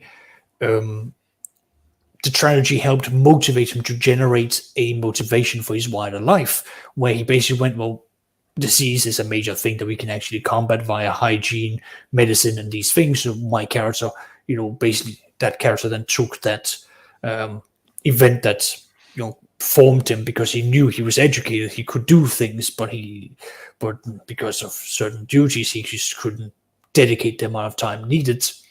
Ergo, he then became a wandering apothecary, I think apothecary is the right word. Wandering doctor, so to speak, surgeon, with the insights of necromancy, because he, quite frank, he just found that magic in terms of healing is often denied via the gods. Ergo, necromancy was the one that he basically went, well, I have to understand the negative magic in order to combat the effects that it will have upon the body. And then that's the route that he went down with. And that was just a simple case of how can something negative become a positive? I just got to make a character for my brother's campaign, and he's like, I'm like, what do you need in your group still, right? Because he's got an existing group, and he gave me like 4 parameters. I'm like, all right. And I made a character who filled 3 of them. He's like, I need a wizard, and I need a character with a good charisma. I'm like, all right, I made a charismatic wizard. And he doesn't have a tragic backstory. He's just like, he's got a mystery in his backstory. Like his master went off to do an adventure, and a year later hadn't come back, and my character wasn't ready to go out into the world until adventurers started showing up at the tower, trying to raid it. He's like, we still live here. The old wizard, this is not an abandoned wizard's tower. You go away. And he's like, I better go find him. So I took his pig familiar and set out into the world, and here we go. It's my character, and his pig familiar named Hamwise. But nice. On Practice's point here, and one of the reasons why I did quite like Method 3 and that video I did yesterday. Monday? I was doing it Monday and yesterday. Is that I like my single biggest source of inspiration for creating characters is the dice. Oh yeah. And I like the dice to give me something to get my teeth into. It's why I tend to like sets of stats that have got a wide range of strengths and flaws, strengths and failings. I like to have a six or a 7 or something like that in there, but I like to have one stat that's pretty high to balance that out, but to give the character a focus and some sort of something to make the character stand out. But the flaws are what makes the character interesting. Oh yeah. And I wouldn't say a wizard with an 18 strength is a flaw in any way, shape, or form, but it certainly gives you an idea for a very different wizard to the traditional. Yeah, this is the if that summoned monster gets out of hand, just slap him around a bit. Put him back in line. Exactly. I don't need a circle of protection. But I mean, we played a straight down the line 3D6 game not that long ago. Very sort of swords and sorcery, sort of very human centric type game. And one of the players rolled a dexterity of 3. We were playing basic D&D, and he played the part of a cleric. And he decided that his dexterity of 3 meant he was scared of horses because he'd fallen off every horse he'd ever got on. It's the horse's fault. yeah, but that is inspired by the fact he rolled so poorly on dexterity. Yeah, it's just like Raceland and from Dragonlance, Love It or Leave It. That's somebody who rolled a wizard with a really low constitution. I'm sickly. Yeah, exactly. and it gave, and those sort of things. I mean, in the case of Raceland, gave light to a character that we will all know through those novels. And I explained a low dex on a character once, just on those old rolls. He was missing a hand, so he was a little less able to do the dexy thing. I mean, I realize D&D has a flaw in that dexterity encompasses way too much if you really think about it. But same thing with charisma, right? I was invited into a basic fantasy where it was the whole like roll 3d6 down the line. You get what you get, go. So I was expecting, to have a lot of deaths. I roll up a character and I get 5 in strength and a 6 in my constitution, like a 9 in my dex and so on. And I just look at the DM and go, I want to be a fighter. Like you can't be a fighter. It's like at that point you play some geriatric guy who started late in life.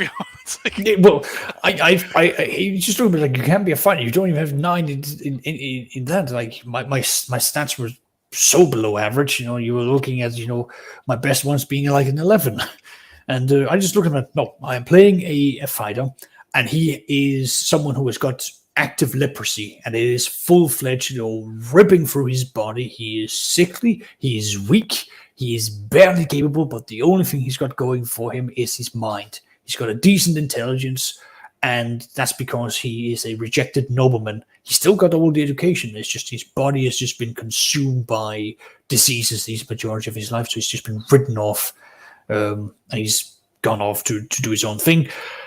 That character, just because I didn't play him at the front, I played him in the back with the idea of like using tactics and hawking and spluttering for effects. Just meant that he lived long enough that the DM just began taking a liking to him. Oliver the leper, later, just because he would keep on just building up this persona just by being this leper who just refused to go down. He would always like either drag himself out of situations or just survive. God knows how.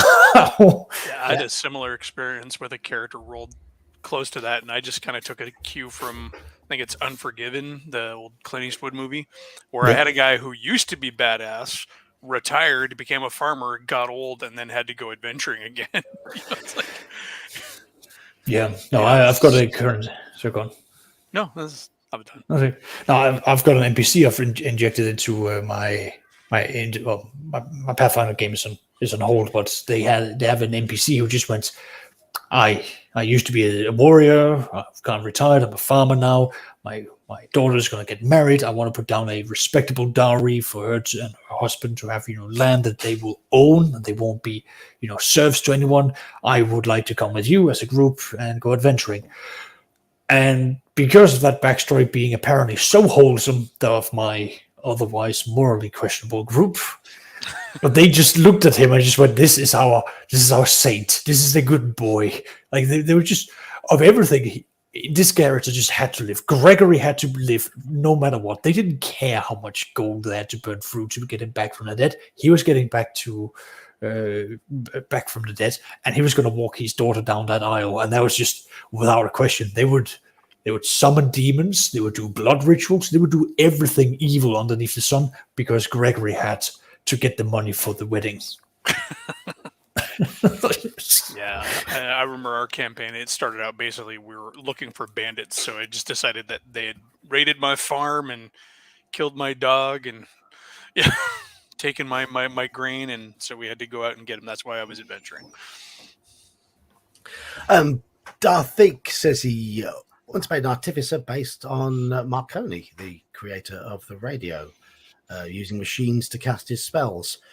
I mean, is the artificer class, from what I've seen of it, takes up a lot of its cues from the idea of the mad inventor, doesn't it? It's or the gadgetry.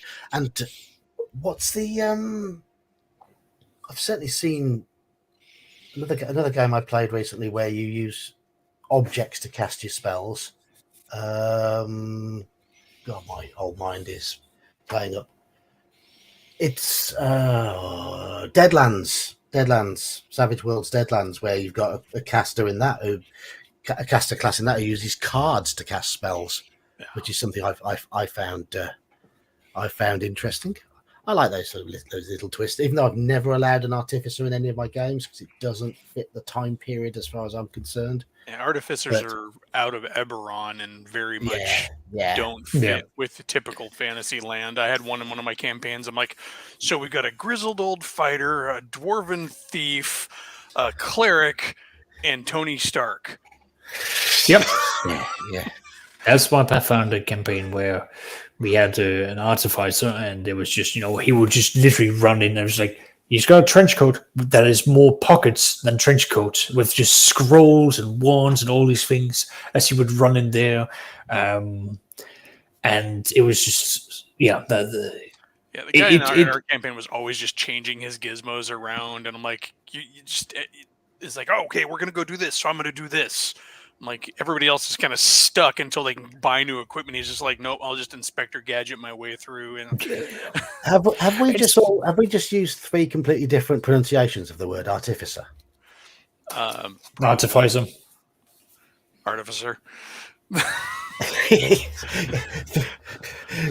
Three completely different pronunciations of that word. It's artificer. I'm a foreigner and I can say what I want. I know. I'm an American. I don't care. Yeah. Your rules do not apply to me. This country exists because we couldn't get along by the rules of other places. We came here because we didn't like the rules. We fought a war because we didn't like the rules. We fought a war against ourselves because we didn't like the rules. So.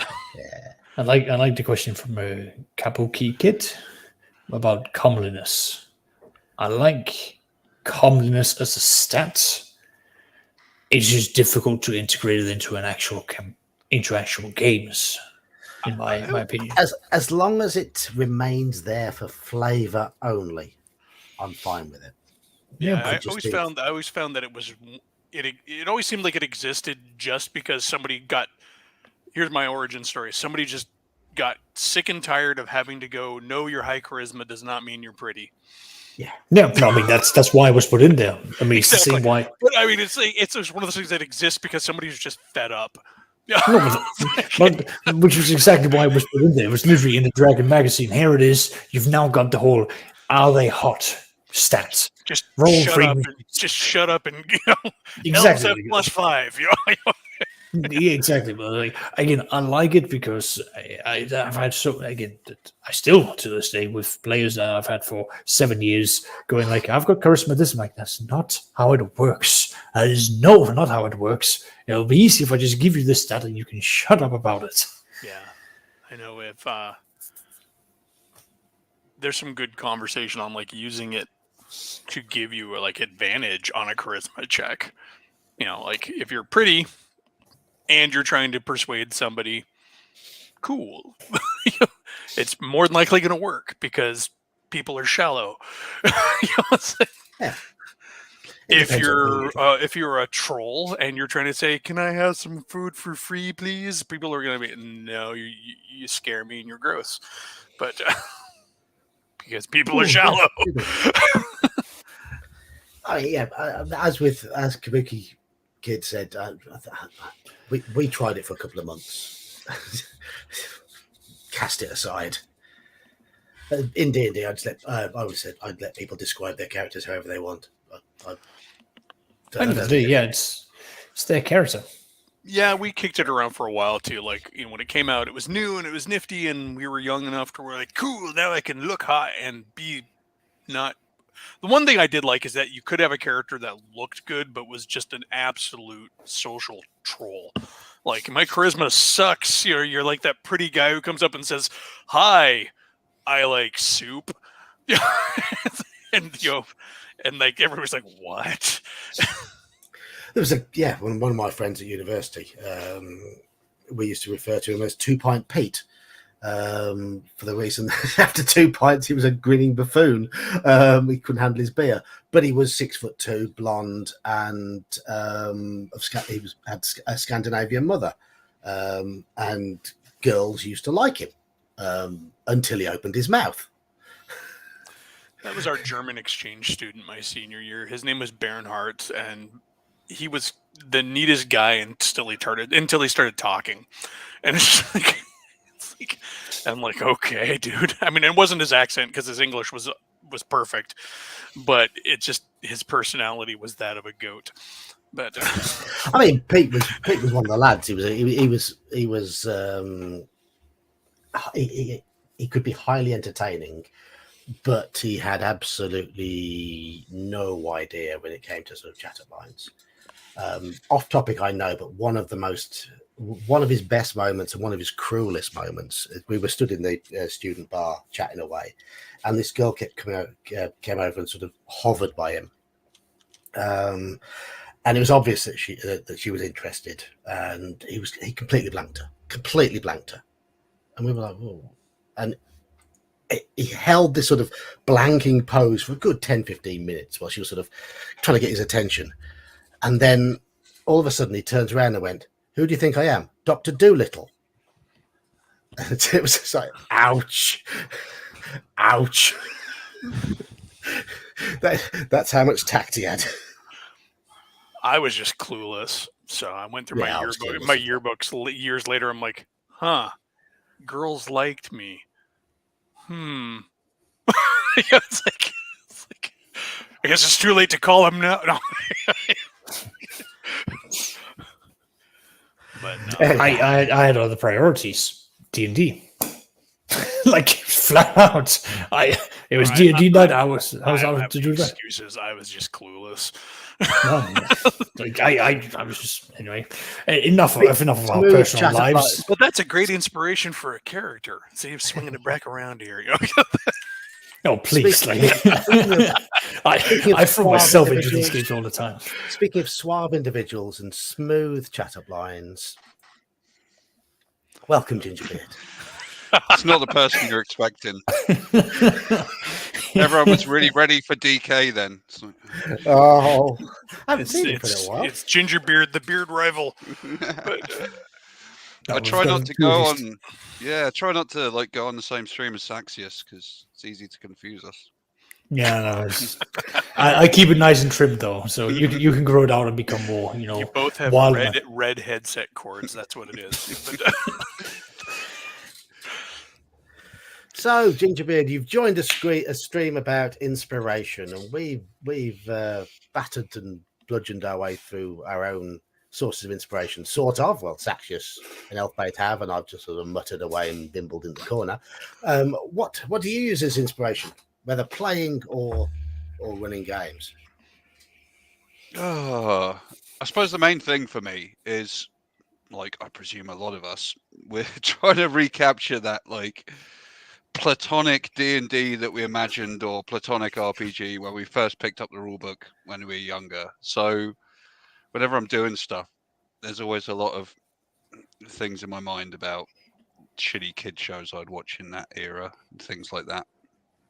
Definitely comes to mind. I know I've talked to you on your own Discord. Yeah, just all the yeah, I know I keep pitching you the idea of like an 80s UK Cthulhu, just because so much of my childhood is like bombarded with those horrific public safety adverts about how chip pan fires will melt you to a skeleton, things like that, and you can drown in 1 inch of water. The U.S. were just like, go do whatever the fuck you want. We don't care. And just don't do drugs. All those drink driving ones as well. Some of those were brutal. Yeah. So that's a great source of inspiration if anyone wants some Cthulhu inspiration. Old British public safety adverts. Yeah. I think one of the most nightmarish public safety, no, it wasn't public safety, it was an environmental message from like the late 70s, early 80s that gave me nightmares. It was some kid in a field of flowers being chased by giant, like, full body Muppet mountain goats and owls and stuff like that because he littered. I'm like, I'm never going to freaking throw a candy bar anywhere because freaking Woodsy and his friends are going to kill me. But no, it was just horrible. I was like, the goat's like, get him. And we're like, hey.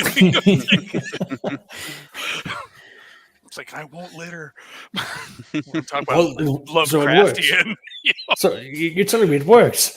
No. Have you ever twisted that into a scenario at some point? No, I really should. Yes, I mean, the world needs more horrible Muppets. But yeah, I used to be like Labyrinth with David Bowie. The like red things that danced around. The Fireys, yeah, they terrified me as a kid. And even though one of them was voiced by Danny John Jules, the combined hands that we're talking, and the one. Oh yeah, the hand. That was just warped. Good old Jim Henson. Freaking Teenage Mutant Ninja Turtles killed him. No, we do have to mention the obvious. I mean, the obvious inspiration for every single old school gaming group that gets mentioned every single gaming session, and that's Monty Python. Yeah. In terms of humor, yes. No, I have had players go, do they sell coconuts? Do they have a stick? Terry Gilliam films inspired me a lot. I mean, the just the aesthetic of Jabberwocky. I love you so much. Jabberwocky, and then like the original Dragon Slayer movie. If you like the aesthetic, that dark, muddy, foreboding, wild fantasy world that's just really gritty and stuff, is where my worlds always come from when I run, to the point where my players always, does it always have to be so dark and dingy and horrible? I'm like, yes. I got to see Jabberwocky at a Ren Fair on an outdoor screen, and that was really cool. Nice. Yeah, this is the first time I ever saw it. It was neat. So, and again, lasting impressions. First like opening minutes of Jabberwocky, where they do the like Sam Raimi kind of style camera. Yeah, terrifying. And then playing hide and seek to determine who the champion is. It's great. That's an awesome movie. And then Time Bandits. So speaking of Terry Gilliam movies. Although we're ramping up to my favorite one, I think my favorite film of all time is The Adventures of Baron Munchausen. Oh yeah, it's a good one. It's fantastic. Sorry, I've never seen any of these. Oh. They are worth seeing. Not only are they Just good, bad, are they good cinema? They're just full of wonderful social commentary too. Just go see Brazil if you want some. I'm useless. I'm clearly useless. I mean, That's totally off that topic, but one of the best renditions of talking about DM inspiration. One of the best inspirations for a lawful good dragon is from an episode of He-Man. I think I know the one you mean. The big red one that wears the horned helmet, and then like Man-at-Arms gets turned to stone, and he's like, "Well, why should I help you? Your people have never done me any favors." And they're like, "He's like, how do I know you're good? You're just gonna get what you want, and you're gonna abandon me." And they're like, "No, trust me, I'm He-Man. I'm good." He's like, "All right, well, you do this thing for me, and then prove to me you're good, and then I'll help you out." And I'm like, "That's a brilliant idea for a red dragon for a the dragon in the show is red, but like the personality for like a lawful good dragon is like, hey, I may be lawful good, but I'm still a dragon, and you humans are pieces of shit." So yeah, I see Praxis in the comments saying it's Granimar. I think that's yep, right. Granimar is that's the one. Yep. Yeah, that's like I saw that. I'm like, that's a lot. I watched the whole series again as an adult. I'm like, scribble. Yeah. It is really good. And the original, the old D&D cartoon, watching that as an adult who's played for 40 years, I'm like, that's a really good hook. That NPC is pretty bad. Back then, I was like, oh, this is kind of cheesy. This isn't D&D. I'm too cool for this crap. But yeah, first season He-Man is kind of good for the insane ideas, because you get the feeling that unlike G.I. Joe and Transformers, who seem to have quite a cohesive universe like set out, disregarding the first episode of Transformers where like Optimus Prime and Megatron form like lightsaber weapons out of their hands, which is never mentioned again. But He-Man, it seemed like they didn't really have as much of a clue as what the hell they were doing with this. So a lot of the it was science fantasy. You've got like jet cycles and magic swords and cyborgs, sorceresses, and it's some good stuff. I mean, Man-at-Arms was just badass with his battle armor and his and his mustache. Yes, definitely the mustache. And a name like Duncan. Who names their fantasy character Duncan? One of my players. Oh well. Who names one of their fantasy characters Duncan? I'm sorry. it comes from a Scottish king anyway. What? Yeah, it's also a donut shop. It's a donut shop over here. So. Yeah. I mean, I do feel I missed out on a lot of good kids' TV by going to a school which involved me not getting home until after all the kids' TV show was finished. Most of the shows really didn't make its way into Denmark because it needs to be translated if you want, kids shows to be for kids in Denmark. It's like, well, we don't really have that many, actors that are worth a damn. So never mind. Nowadays, you guys seem to be getting your due with Vikings being all the rage. Yeah, Scandinavian TV is everything now, right? It's either gonna be Scandinavian noir, which is all right. You're gonna have a lot of Vikings, or there's just Mads Mikkelsen being told, "Listen, just go in front of the TV of the camera and just be a cannibal." Or any one of the Skarsgårds. Here, take the entire Skarsgård clan and put them in one movie. But Thundar the Barbarian was also a good one. That was good for both D&D and Gamma World. But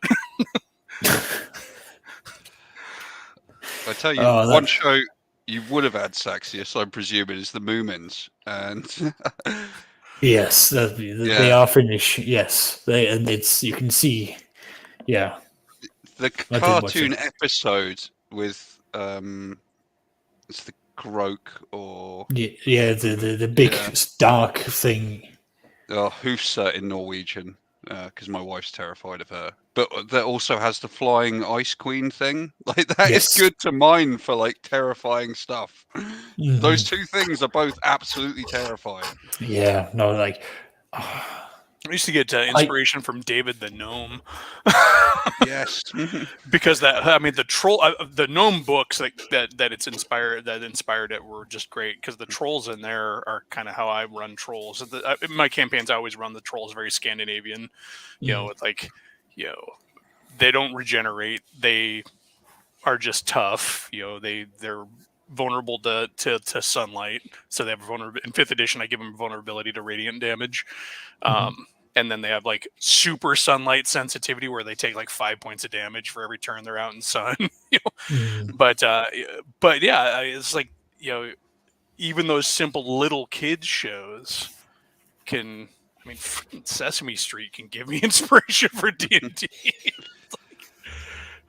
I think AB is showing his age with this one. Sapphire I and know Steel. this was on TV pretty much before I remember television. I know Joanna Lumley was in Sapphire and Steel, which is a good reason to watch it, but I don't know anything else about it because it was just before my time. So AB, revealing your age there, I think. I mean, the cartoons I remember, kids TV, so I guess. I mean, Scooby Doo was big over here when I was a kid, and these were the pre-Scrappy Doo days. Yeah. Hanna-Barbera produced a lot of good ones. Herculoids. Yeah. Let's see. Hong Kong Phooey. Number 1 super guy. Yes. Remember Hong Kong Phooey? I do like it that Herculoid just sounds like a playground insult. Like, oh, fuck off, you Herculoid. That's such an English thing, though. Like, you find ways of like making insults out of weird things or like anything. Like, I had one of my English friends call me a cucumber. I was just like, okay. They are the people who turn Muppet into a slur. So the most wholesome thing in the universe, and it's a slur. I know. It was like, but it's taking some adjusting. No. Challenge of Hercules is good. I've mentioned it earlier in the stream, but Black Star. I don't know if that ever made it over there. It was another one of those weird ones that came out of that age where they couldn't figure out if it was science fiction or fantasy. Black Star is a human astronaut who crashes on this fantasy world, and he rides around on a winged dragon horse. Basically, imagine a Pegasus, but with it's a dragon instead of a horse. And then he's got Trollins, who are his friends, who are very much tree-dwelling hobbits, and he's got a magic sword. The bad guy's got a magic sword. If the two magic swords can come together, they can form the badass magic sword. So there's the central conflict. And there's a sorceress, and then there's a changeling named Changeling. It's like, it was the pinnacle of TV, obviously. But I'm just looking at the pictures now from a quick search. It's like, wow, yeah, no, that definitely looks 80s. Yeah, but it was fun. I mean, it was good stuff. Yeah, it's like right along there with everything else. I consumed far too many cartoons growing up, so that was. You can't consume far too many cartoons. It's all good for you. It's fine. Okay. I was told that the trolls existed in the forest, so naturally I was like, I'm going to go and find trolls, run into the forest, and disappear for hours. Trolls are too compelling. One classmate when I was in kindergarten, who was a year ahead of me, who had moved from Denmark, was all it took to get me obsessed with trolls my entire life. And because I mean, till this day, I still blame my teacher because I just happened to have one of those teachers who actually gave a damn about teaching the kids. And he just had one of those moments of like, I really want to teach them about Norse mythology. So he went out of his way to like get, it's like the old projectors where you had to put like a translucent or like see-through overhead paper. projectors. That's the one. That's the one. Overhead projectors. I had to get one of those the out height of technology. I know, it was fucking incredible. I used one in a high school report, and I thought I was the shit. Oh god! I remember having to use one of them. It's just like, and as you can see here, it's like, oh, yeah, that's it, Oscar. That's how you do it. That's the advanced ones that had the rolling continuous. I went to public school. That we did not have that. But anyways, your teacher. My love of Greek mythology comes from pretty much a teacher at school. I mean, I went to a school where we were forced to learn Latin for a number of years, but that started in second year seniors, which is year 8 nowadays. I think you'd probably call it 8th grade in America. Mm. But the year before, we did a year of classics, which was essentially reading the Aeneid and the Iliad.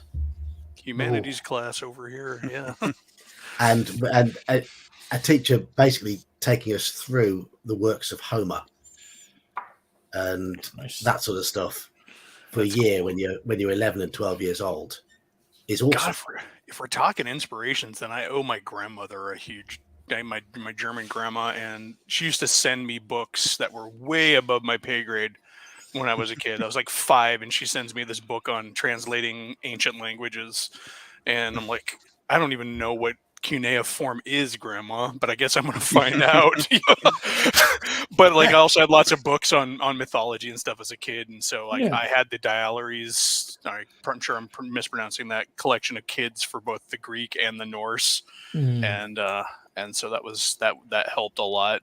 But yeah, like when you're a little kid and you're reading about things like Troy and everything like that, you're like, hey, this is a done. You hit 8 years old, and you discover D&D. You're like, oh, it makes sense now. I mean, it's one of the reasons why, like I said, I went back out and I got, the old, tales of Norse mythology, just sort of rekindle my roots. But I just found myself just going like, I just really love the lore that comes with the mythology, the Greek mythology, the poetry, the absolute tragedies. Zeus just not being able to keep it in his pants. I mean, that just seems to be the centerpiece of so many Greek things. Mythology is the original soap opera.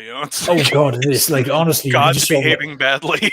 You just keep on churning it, but like you could take all this inspiration and just sort of like go and run with it, and just like how it's like Loki ends up making like a bet with another dwarf, like, I can give the best gifts to the other gods than you can. I was like, okay, we'll do that. What are we putting on the bet? It's like, I'll put my head on the chopping block if I can't do it. You what? And then it just sort of goes from there, and you get some the typical thing of like, here's how the sword was given to, sorry, not the sword, but the spear was given to Odin, and so on. And it's like just good stories, and that's great inspiration. Thor going fishing and using design. I'm just going to use like this, random, what's it called, anchor I found, and the head of an ox. Just don't mind me while I throw it into the waters. And then he, of course, catches the beloved prey of Jormungandr, the world serpent. And I was like, oh, let's see what we have here. Sounds like me and catching 20 crabs with basically having refurbished an old crab trap I found on a beach. I'm like, my cousin and I were down at the beach, got bored, found an old crab trap there, and went around gathering up all the guts that the guys had ripped out of the fish they were catching, and sat there all afternoon catching crabs. Yeah, I used to do that. Go to the fish stall, just be like, "Do you ever got anything you don't want?" And it's like, "What do you mean, like the head of fish, anything like that? Just tie a string around and throw it down amongst the rocks, and the crabs come out like, oh." And there you go. You can't catch them, put them in a bucket, do it a couple of times, and then you've got the crab race. I think, speaking of inspiration, another thing, I mean, it doesn't have to come like whole cloth too. It's like not even whole ideas. Sometimes it's just little snippets. I can't remember I can't even remember the name of the graphic novel, but I picked up a graphic novel when I was in junior high, and there was one line that just stood out of there. It's like, the EB had a word for hero. It was also the same word they used for fool. I'm like, that was a really cool book. It was a really cool graphic novel. Or like all the dwarves in my games since the dawn of time have been based on this book called Kingdom of the Dwarves, which is done as a fake recounting of an archaeological dig in England, where some guy's digging in his garden and starts digging up what he thinks are Viking daggers, and then they come out and they find out that there's a the gateway to an old dwarven stronghold under his yard. And so they dig up his garden and they go through and the whole book is this brilliantly illustrated piece on the history of these dwarves and how the rise and the fall of this kingdom, and that the punchline is at the end, the very short bearded archaeologist that was amongst the group disappeared before they sealed up the doors of the kingdom and gave the guy's garden back, because it was one of those cases where they only had a small window to do the archaeology before they had to give him his land back. And so basically the dwarf who was in the archaeology expedition stayed in the kingdom. but the illustrations were just amazing. They were done by I'll find the name and I'll share it with Geek, but just the interpretation of the dwarves and how he spun them into history. Like there was a dwarf, Excalibur was actually a dwarven forged blade, and he had these like singing swords, and they explained how they weren't actually magic. The dwarves would just cut grooves and holes in the fuller of the blade that air would pass through when it was swung, so it would sound like it was singing like an elk whistle, and stuff like that. It's just really neat details, but all that art, and it's like since then, that's my dwarves. No, I mean on the topic of dwarves, I read it's a very long series called just The Dwarves by Marcus Heitz, and the way he basically defined the dwarves is that each dwarf comes from a clan. That clan has got a specific thing that dwarves are known for. So masonry is one clan, smithing is another clan, warriors is another clan, and so on and so on. And it's divided into I think it's like 7 or 13 clans thereabouts, and each and every single one of the clans have got a very unique thing that defines that clan for being dwarven. And that's something I've just gone all the way through and said, if you're playing a dwarf, here's the clans, pick your specialty, that's what you're known for, just by stereotype. But this is then the clan and the heritage that you will then take on. And I've highlighted Elle's comment for a while. I think Grimm's fairy tales serve to inspire a lot of the literature, which in turn a lot of people have used to inspire their games.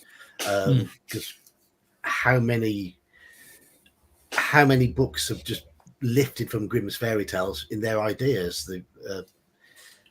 A witch in the woods, a man-eating wolf, all that sort of stuff. Those are the classic fantasy stories. Witch in the woods, man-eating wolf. That's just early colonial history here.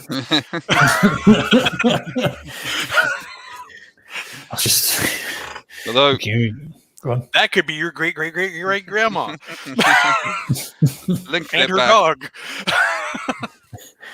Brothers Grimm is a shit Terry Gilliam movie. Do not watch that one. I've watched it. It's got some cool, fun elements, like the Infinity Q30 guy playing the villain. Bot blocked. Yeah, the bots have found us.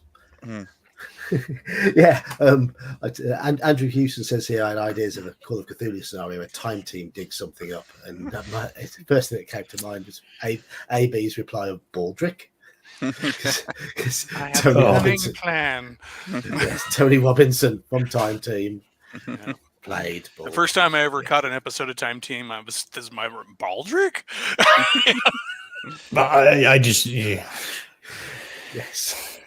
It's just a more modern version of whenever Bill Oddie post goodies would do bird watching shows. Like Tolkien, Bill Oddie went to my school. Yeah. Yes. There's a multitude of fantastic things that come out of the West Midlands. There are, yes. I will mention somebody else who went to my school, and that was Enoch Powell. It's contentious. We're not going to go into it. let's keep that out of the topic now. Yes. And yeah. I think maybe if, after the Rivers of Blood speech, if he hadn't have then jumped to the Labour Party and then some weird... I'm going to reinforce my statement. Maybe Let's like the not Conservatives bring should in- defend him more. Let's not bring in politics. We're not here for Yes, that. yes, yes. We're here to talk about why the Should- dice should- are should- wonderful and Speaking of why we can. trolls, should do mention it, but yes, three famous people who went to my school. Anyhow, where were we? Chat's gone fairly quiet. Was that because I'm not engaging Same. too much? Talk about niche British politics. Yes. But yeah, I mean, yeah. But go back to that thing about Time Team digging up something. The whole concept of digging up something from the past is the basis of a wide variety of Call of Cthulhu adventures that I've bought. It seems it's to kind be of the that core conceit of a lot of D&D too. You know, you're going to some ancient dungeon that's been, you know, the king wants you to raid, or the sand is uncovered it, or yeah. I remember. Go on. Archaeology inspires a crap ton of adventures. I mean, the whole point of D&D in the first place was to go into ancient tombs and caves and come out with treasure. And surely that's inspired by what happened in the early 20th century, going into the tombs of the pharaohs. Yeah. was it the Minoan Palace? I imagine that those early guys doing D&D, somebody looked at that map in a book and said, "All right, there's 10 orcs in that room and an ogre in that one, a giant snake over there." Because it's a dungeon if you look at the map. Oh yeah. I remember because there was a streamer that I followed, and they then brought up the whole thing of like, okay, well, you're now going to a place. It's kind of not necessarily an archaeological dig up, but it's a known place. There's a wealth of things down there, and you have to go down there and get this item for this person, right? Players go in, and the first thing that when they come into this grand opening is just, it is littered with bodies of other adventurers. I was like, that is brilliant, because how many archaeologists, how many adventurers or travelers who went out to explore places never really made it back. Presenting that out to the players, going like, oh yeah, you're not the only adventurers, and this is where many of them end up, just somewhere where they probably shouldn't have been, and dead. And it only made it a little bit more, well, funny for me. Maybe not so funny if you're from the player's point of view. The fact that they had all walked into an area where there were 3 active clay golems, where several what's called funnels of level 1 to 5 characters have been sent in. Like I said, funny for me, but maybe not funny for players. Against clay golems, yes. Wonderful, yes. Archaeology is a good inspiration, because I mean, like, even like the Chinese tombs with, what's more evocative than an entire room full of clay soldiers? Terracotta and warriors, just miniature cities, with mercury for the rivers and stuff like that. And take a moment to think, because that emperor went above and beyond to make sure his tomb was never going to be found like that. He built the entire tomb, filled it with all the treasures, all the terracotta warriors, and then he butchered almost everyone. Everyone who worked on it were massacred to make sure that it wouldn't be told. Even the modern lore over, like, Genghis Khan's tomb, supposedly it's out there. And I guess to this day, there's even like sworn protectors, supposedly, of who will, used to ride horses and kill you if you came in the area. Now they drive, ATVs and stuff like that.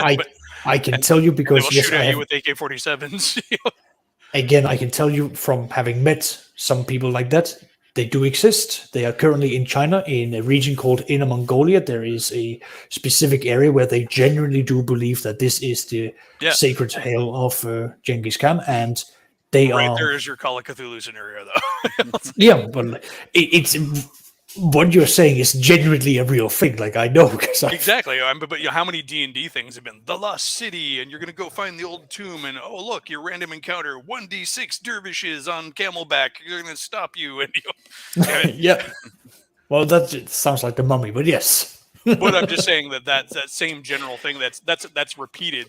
Yeah, Whether no, it's in the Middle East or in Mongolia, and besides the Mongols had camels too. So no, that's true. all vehicle terrains they adapted. yeah, and of course living in the U.S. and especially the Pacific Northwest, I grew up with Bigfoot in my backyard, literally, like where I lived on my family farm. 10 minutes in any direction, somebody had a Bigfoot story.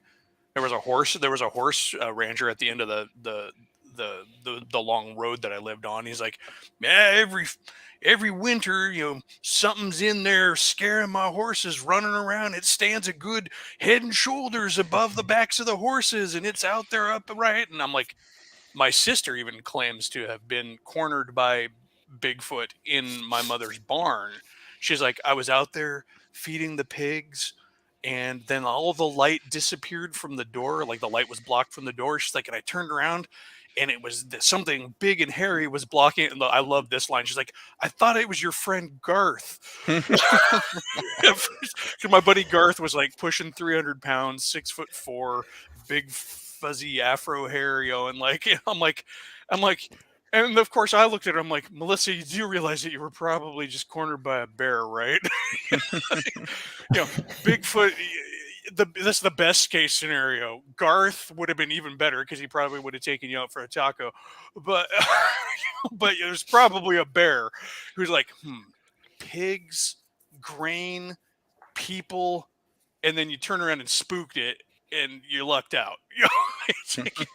But it's like that's growing up in the Pacific Northwest. You got we have orcas, which are horrible sea monsters. We have the world's largest octopus species in the in the Pacific, in the Puget Sound. I'm not there anymore, but unfortunately, we've got lots of wonderful local folk stories. And whether it's the loggers, if you ever want some crazy stuff, look up the entire bestiary of stuff that American loggers concocted. They have a whole bestiary, everything from the Rougarou, which is actually more of a southern werewolf thing, but they also have a thing called the mountain bowler, I think it is, and it's basically a whale that hangs from its toes at the top of a mountain pass and then slides down and smooshes you and eats you. I mean, crazy stuff. But yeah, I mean, like, talk about inspiration, just where you grew up. I mean, I'm sure you guys, in wherever you grew up, you had local folk tales. Yeah. Black dogs or trolls or homemade alcoholic drinks have got a lot to answer for. Yeah, and lonely men out in the woods for long periods of time too. It's like you're sitting there, you're frustrated. You either beat each other up or you tell a story, right? Yeah. I noticed chatter talking about place names, road names, and things like that. I mean, certainly here in Britain, we've got quite interesting origins for road names, and some of those sort of origins could make for inspiration. Yeah, I mean, if you're living on Pestilence Lane and Hanging Lane, which AB has mentioned there, delving into why is always interesting. Go on. Yeah, I mean, I believe in Britain we've got a lot of places where we have a Grove Lane, and I believe that's a cleaned up version of what used to be Grope Lane, which was almost always the red light district in a town or a village. But Grope Lane was also a shortening. And because this is a family-friendly stream, I won't mention what it was short for, but you can Google it. Yeah, almost working in almost a call every center. village had it. Yeah. with accounts. My buddy and I had a running spreadsheet. You'll approve, Saxius, Yeah. of all of the interesting road names that belonged in our fantasy games. Every time you look up somebody's address, you're like, oh hey, so I am your friend. Hey, look at this one. This one's really cool. Like Trollhurst Lane. I'm like, hey, there you go.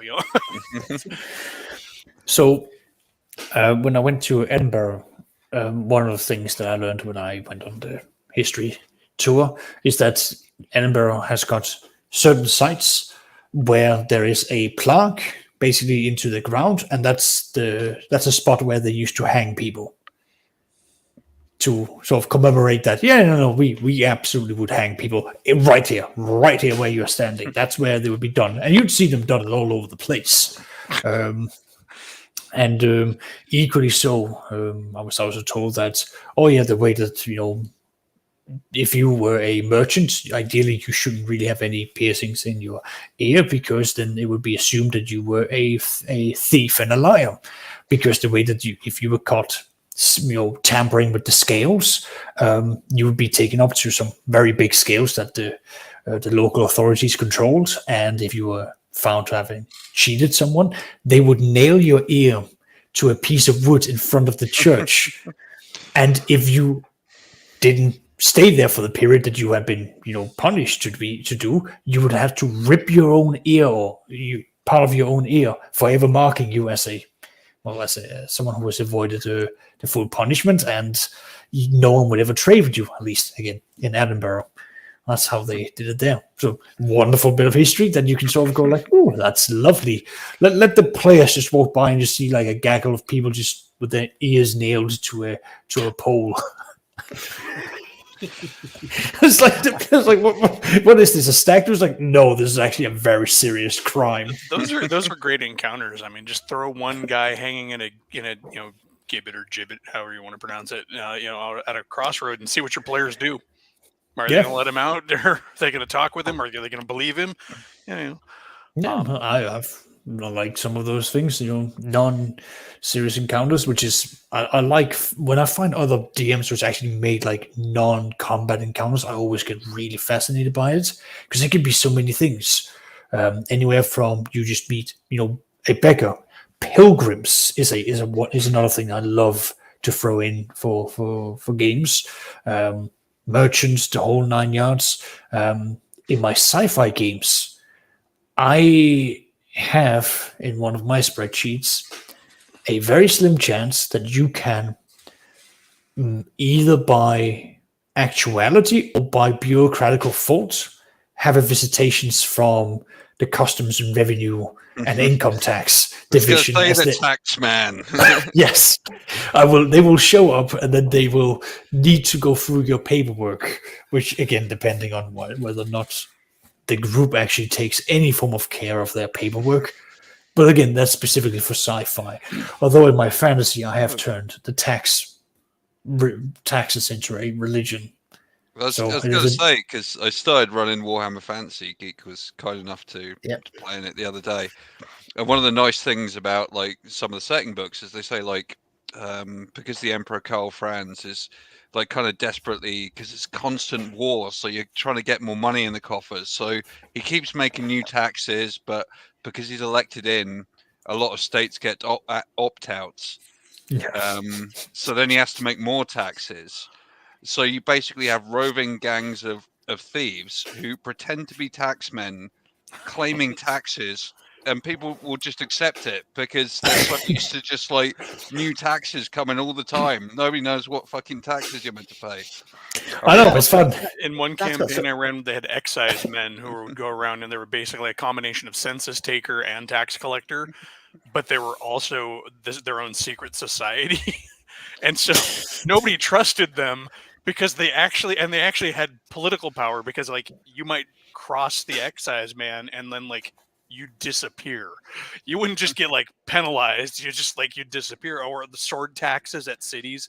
One of the things I often throw into my campaign, and really want to make your players sit there and hem and haw. It's like, all right, you can go into town and carry your weapon, but it'll cost you X number of gold. Mm-hmm.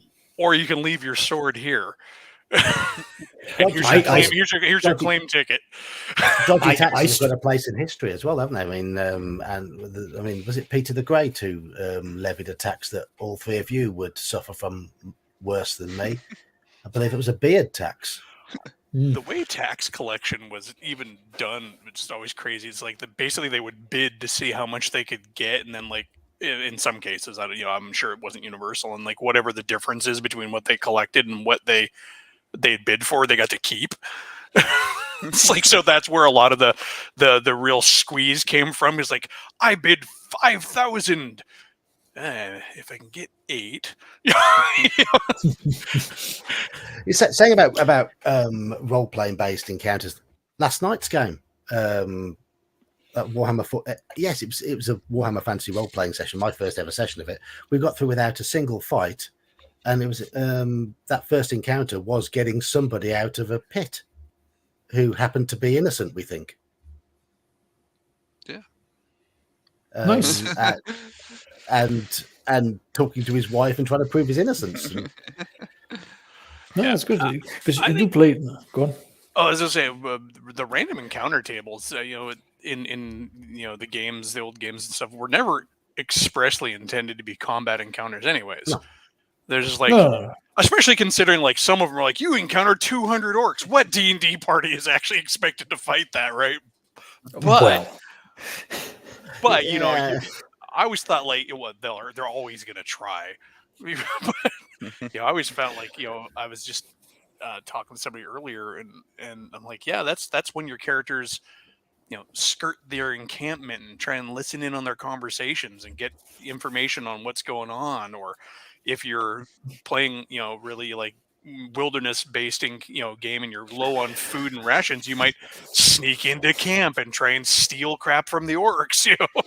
I mean, to clarify what I meant by non-competent things, like, because you can just any DM with their soul will take whatever they roll on the random encounter and they will make something out of it. Like I rolled an encounter for a rock twice in my 2nd edition game, and it's just been established there's a rock that lives somewhere around here. We've got no idea where, because the closest thing to a mountain is hills.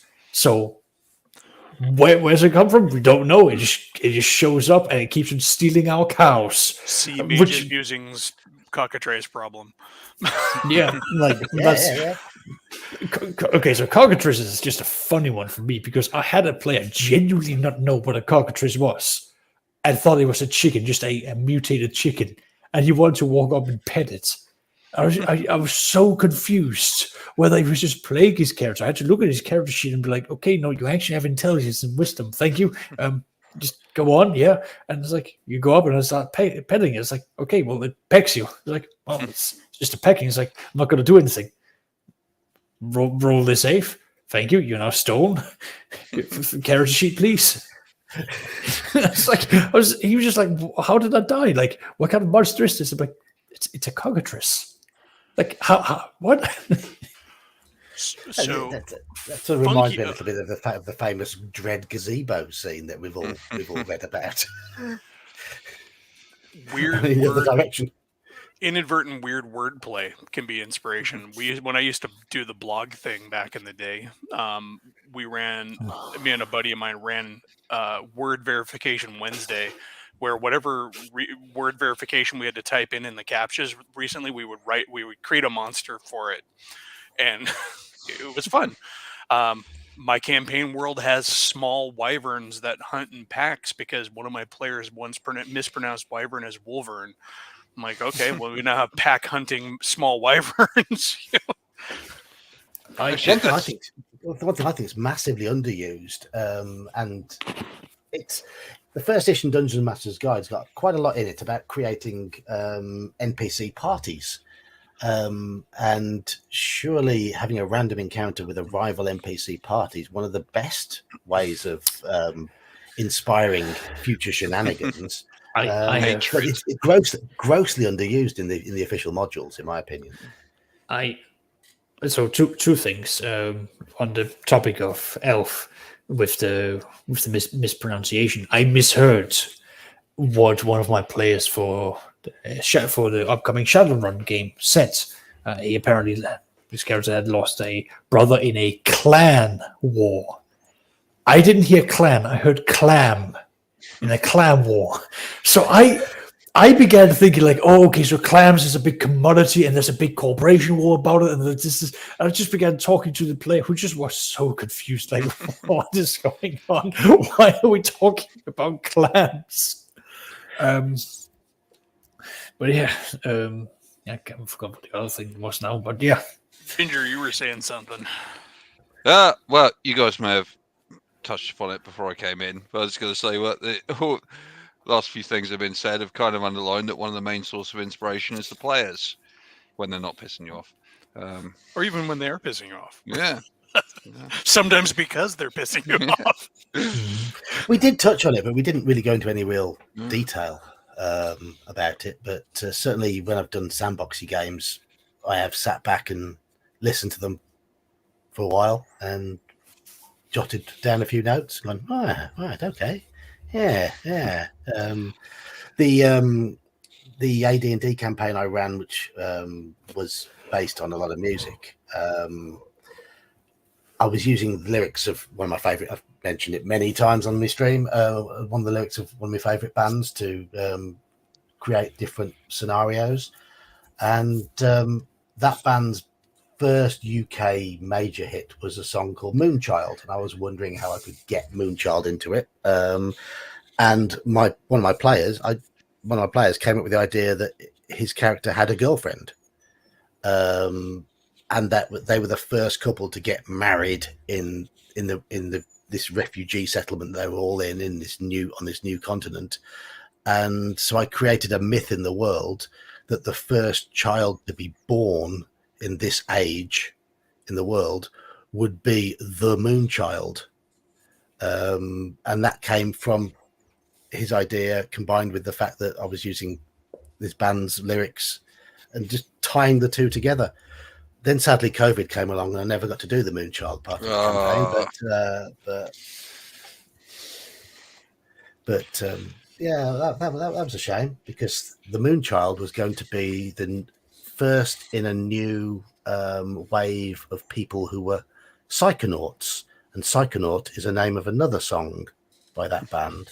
And a psychonaut is somebody who can commune with the immortal realms. A mortal person who can commune with the immortal realms, and tends to do it through the use of incense and narcotics. You're making me feel really bad that I can't guess the band now that you've named two songs. I've mentioned them so many times in my chat, and I've even posted songs by them in my Discord. So I'm quite disappointed you've not been paying attention.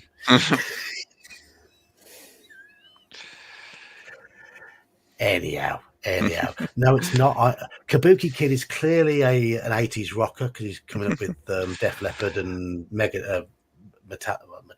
Did you mention Metallica earlier? I can't remember, but Iron Maiden now. But no, this were a goth band, Fields of the Nephilim, who I highly recommend for people who like dark prog music. But yeah, back to the player inspiration stuff. It's kind of a shame that whole sort of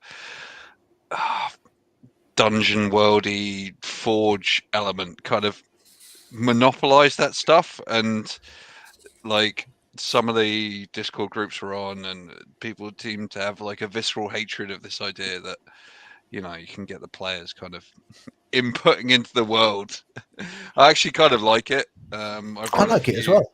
Yeah, short. I like it D&D away from the things. table. Like, Yeah. I don't know. I like it. Like I did one short D&D campaign where basically did it like a Mad Libs to start with. It's like, oh, player one, you know, what does the god of your world look like? And, you know, player two, what is a forbidden item in your religion?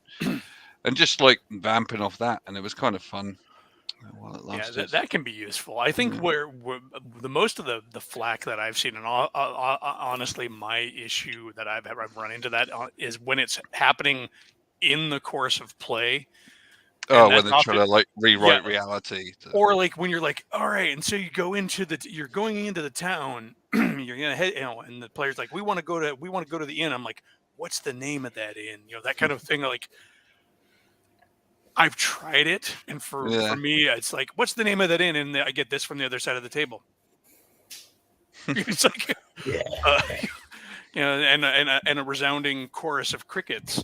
But and there are those players too who are like, yes, and I'm going to go to the temple of such and such, and I'm going to claim. There are the people who are going to abuse it. I think there's always those outlier cases. Like in my situation, it's never been useful. It's like they're like, I don't know, you're the DM, you tell me what the fucking name of the place is. As DMs, aren't we supposed to ad lib ourselves based on what the players are doing pretty much throughout the entire game? Isn't that the main? That's expected of us. Yeah, of course it is. Of course it is. I mean, when the scenario Gingerbeard played at the weekend, I pulled the ending for that completely out of my backside, based on something that he'd done during the game. Based on information that you'd given me that basically told me to do that thing. Well, the information was basically scupper the British somehow. One of those. So you cast the artifact into the void and destroyed it. And when you came back, you didn't know you were going to come back in 1953, having left in 1895. But I just thought that scuppering, the way you handled it, and got rid of that artifact that protected the southeast of Britain, that sorry, I know would be German. I know, suggesting like TV shows, like trying to tie it in with Dad's Army, but I also realised the whole time traveling aspect would tie in with Goodnight Sweetheart. Oh God!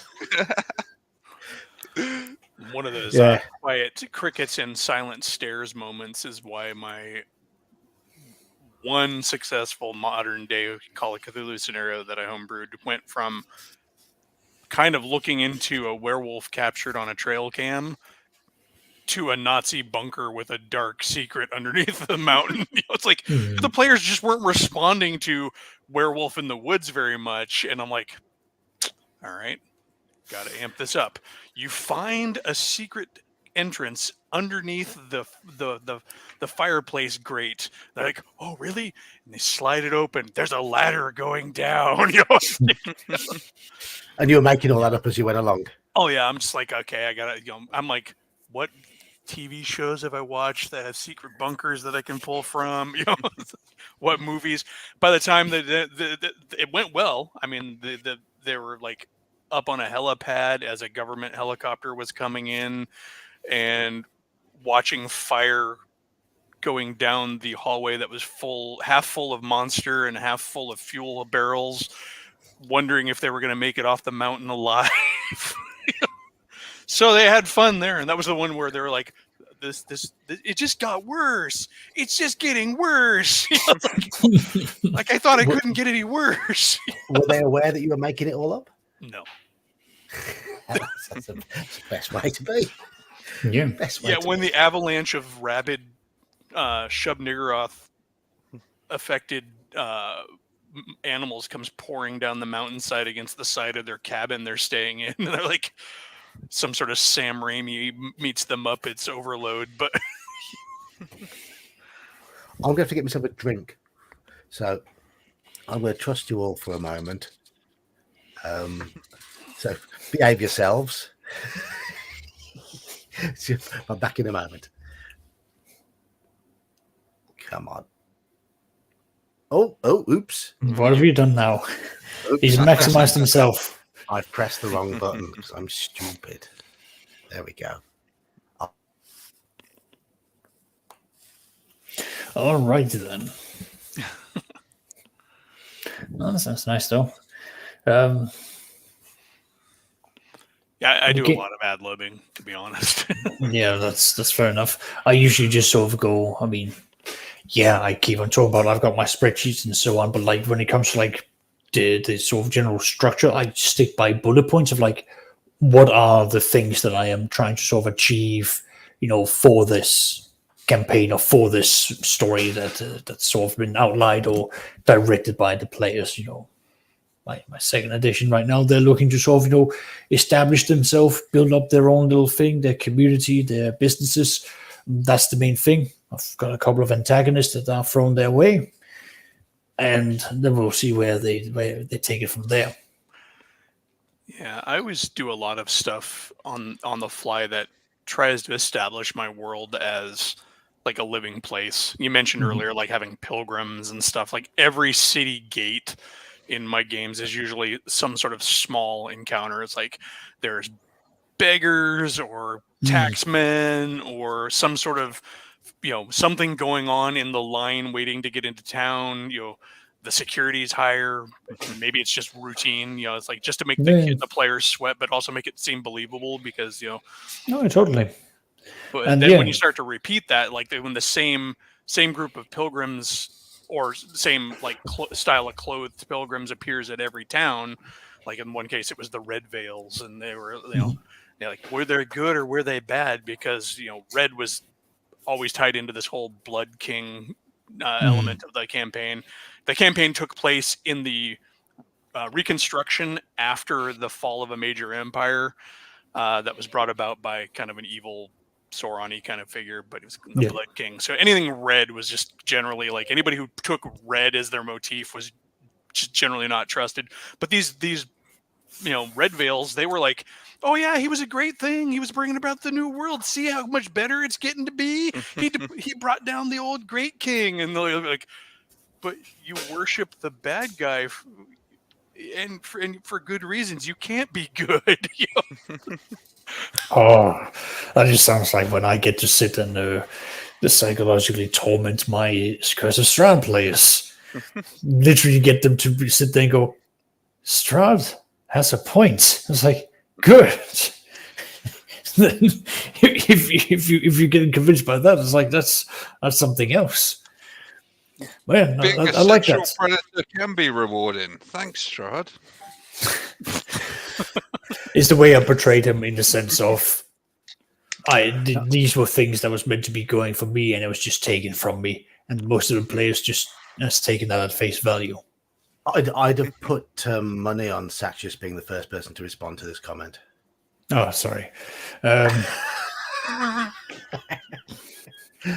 thought you were.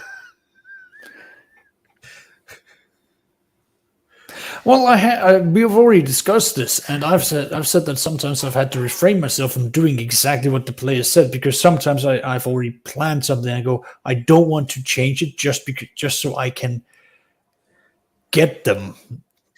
But there are times where I've done it, where they've said something, I've gone, that's actually better and worse for you. I'll take that. Well, I've done it. Sometimes you just got to take the player's lead. In my nautical campaign, they had an item that they were trying to figure out, and they were sent to an old out-of-the-way cove, and it was described to them as a place where the old gods had been worshipped at one point. It's a D&D campaign, but you get a nautical campaign, you have to have Lovecraftian Cthulhu-y things. So Dagon factored heavily in that, and so there's this altar to Dagon there, and so the one player who has the item, who's trying to figure out how to make it work, he's like, I'm gonna put it on the altar, and I'm gonna ask the old god to see if he can work it. I'm like, you're gonna what? So suddenly Dagon makes an appearance, and makes it. And one of the players ends up making a pact with him, and we're playing 5th edition, so it's like it was the warlock in the party. He changed his warlock pact over to have a different patron, and like ran with that for a while. But so the campaign took a big twist. I'm like, I can't have this guy just engage a god and not have something happen. It's like it would have been. It would have. I think they would have been let down if I didn't have that happen. That should have had a major impact. Yeah. So you're just going to use this old altar that's just laying around. What's the worst that can happen? And also, it creates you a nice hook with the previous patron being annoyed. Oh yeah, yeah. That's what I was saying. Thinking like, oh boy, patron wars. Yeah, his patron was originally just some like tribal shark god because he was an islander orc. The player himself was Polynesian. He's like, I want to play an orc who's like an islander. I'm like, that sounds badass for my pirate campaign. Go for it. And like, I'm talking about like player facing. I'm like, and make up what they are. Give me all of their culture and tell you decide. And so when he decided he wanted to play a warlock, I'm like, okay, cool. And I like warlocks. I see them as opportunity as a DM. I see. Oh yeah, too bad they're usually all that opportunity is usually ignored for just a way to have magic. If you're just like clerics, how often do clerics play around like they just have no consequences? Again, love warlocks, but warlock is a fantastical chance to really roleplay out someone desperate who has basically been willing to sell a part of themselves to achieve something. Wonderful thing. You've got a great carrot, you've got a stick, you've got everything to really like bring out some motivations. And depending on the patron, you can have massive different flavors and how it can go. And that's something I think should be shined out. My current 5th edition game, I've got like out of 5 players, like 3 of them have now got warlock patron. Warlock classes. Is like this is getting a bit nonsensical with all of these different packs and conflicting things. Like, are they dipping into warlock to get the warlock stuff? There was two of them has dipped into warlock for the sake of the magic, and I've sort of gone like, okay, well, one had it from the very beginning, so I'll focus a little bit more on her because she's had this entire time. The other ones have just sort of gone like, hey, I just want magic now. Okay. That's not as kind of impressive. A sucker for warlocks. When a player wants to play a warlock in my game, I usually make them a custom patron. That's usually some old forgotten deity. Because the warlock is a nice palette to play with, and so many of the categories that are published are very generic. It's like the Fae, because that's one thing. My player who picked warlock from the get go, I asked her like, okay, pick something within the Fae, and she went the Wild Hunt. Oh yes. The one player I had who wanted to use a stock warlock patron wanted to do the undead one. Yeah. And I convinced them to actually, instead of picking just some god of the dead or something like a Sararak or whatever, they picked Vlaakith, the witch queen of the Githyanki. One of my favorite pieces of art. She's out there in the astral plane looking for worshippers, right? One of my favorite pieces of artwork from old school D&D, The Wild Hunt. Oh yeah. Oh, lovely. Oh yeah. Anyway. I like it just mechanically. Sure, warlocks might not have the best of things, but I think thematically and what you can do with it, love it. Absolutely love it. The same way I like with sorcerers, at least the way I've sort of like dealt wizards versus sorcerers is that wizards are they just don't understand like how can you cast magic. You have got no teachings, you've got no understanding of the basic, you've got no academical background, you can barely even read. How are you doing this? I keep having a laugh at the sorcerer in my current party. We came up with a great character with his concept and me tweaking it. I'm like, what if you do this?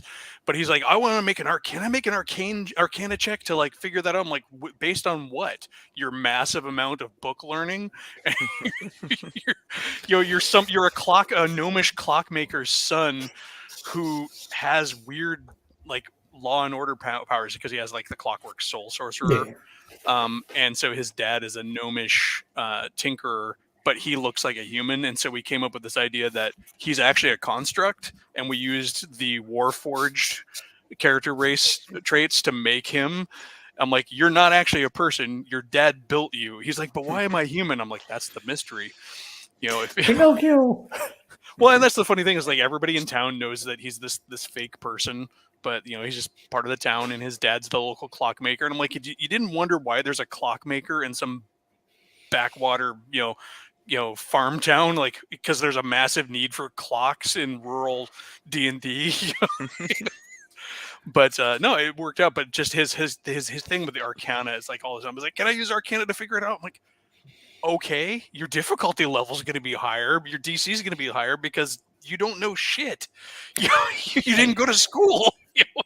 I've had a player picture, but like it's not they said they it's not about their academic. It's literally just them going like and spill out the magic in front of them, and then it's just about the emotional reaction afterwards. Fine, but I will heavily tweak the information you get. Oh yeah, that's why I give him a chance anyways. Like, look, Yeah. you know, you feel you're a sorcerer, you have kind of a natural link to magic, you know, kind of a thing. Like, you know, I'm not going to be a jerk and say like, you know, well, you can't roll at all. But it's going to be tweaked for the DC or whatever. You know that it's energy, and you can see that it's fiery.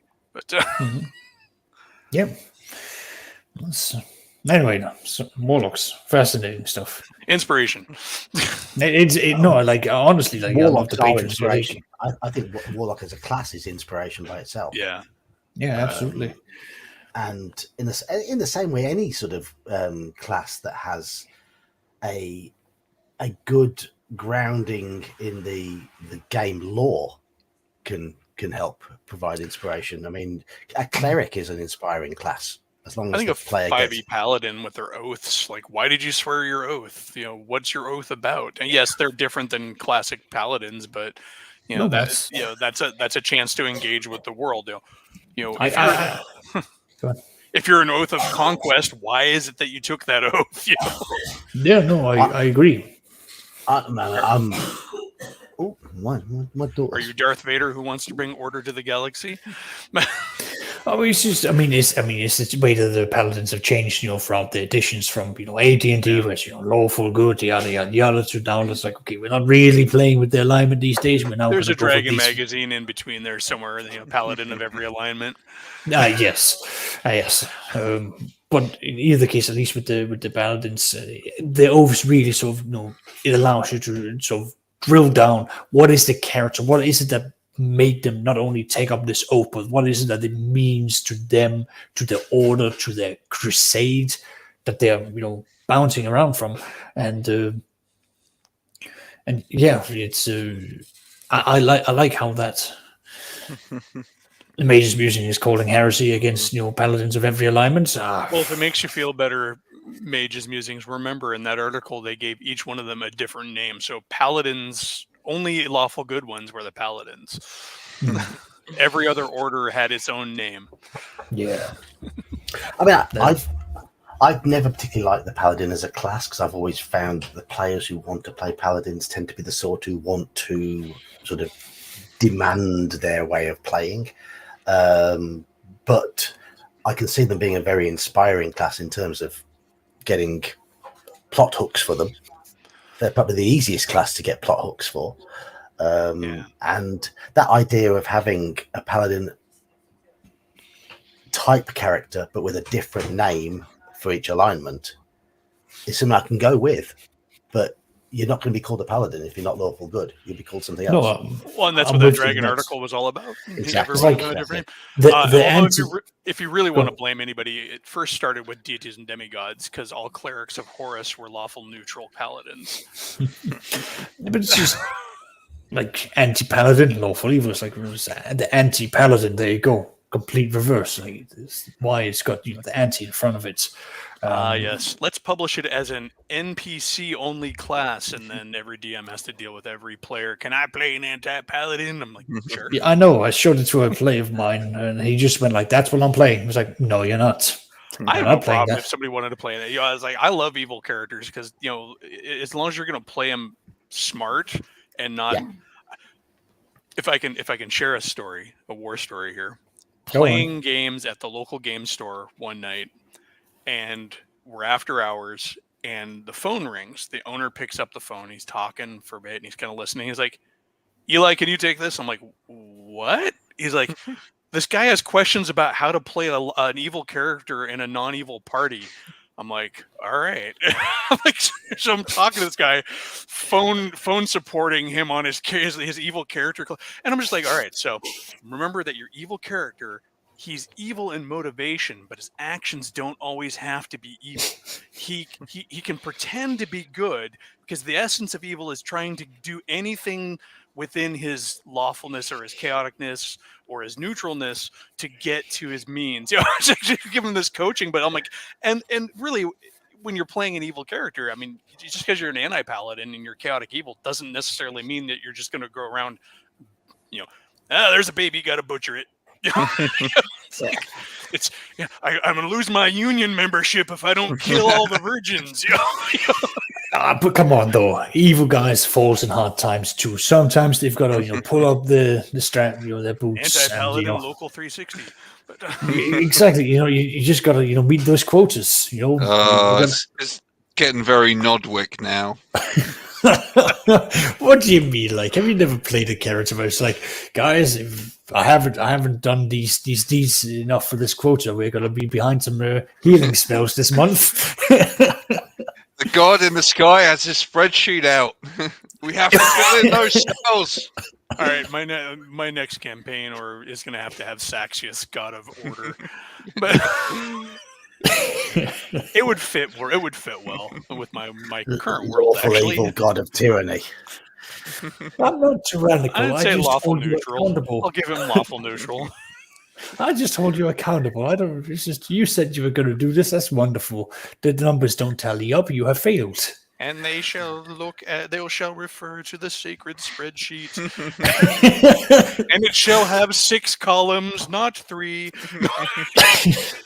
Well, I get the picture that when they come in there, they're like, oh, okay, we have to consult, the holy, what's it called, scrolls, and they just scroll it out, and it's just like columns upon columns upon columns of a giant spreadsheet that they go out. Now you must say the prayers, and it's just math problems.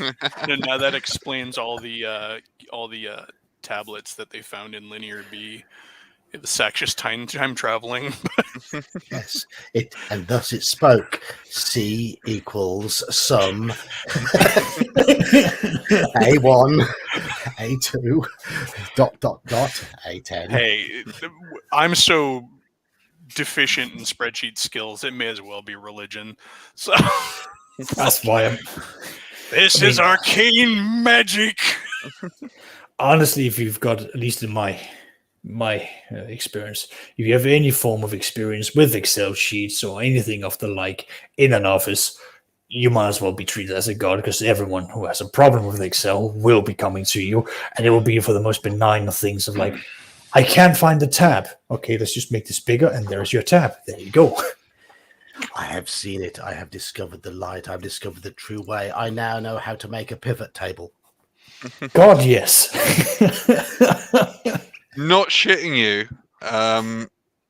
Last year, when I worked on the census, one of the senior managers was so proud that they could make pivot tables in the spreadsheets that every spreadsheet became an exercise in making pivot tables. God, that's like Because once you that's all figure out they your knew. favorite monster, it's like in every adventure. It's like, No, yeah.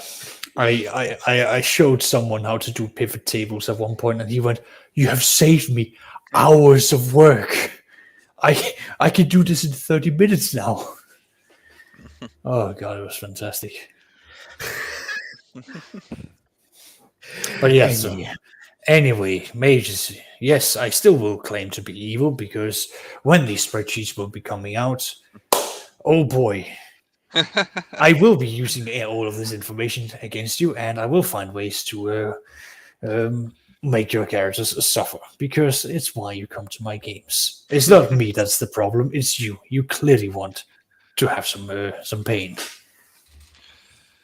Where non-good paladins come from. Spreadsheets, apparently. I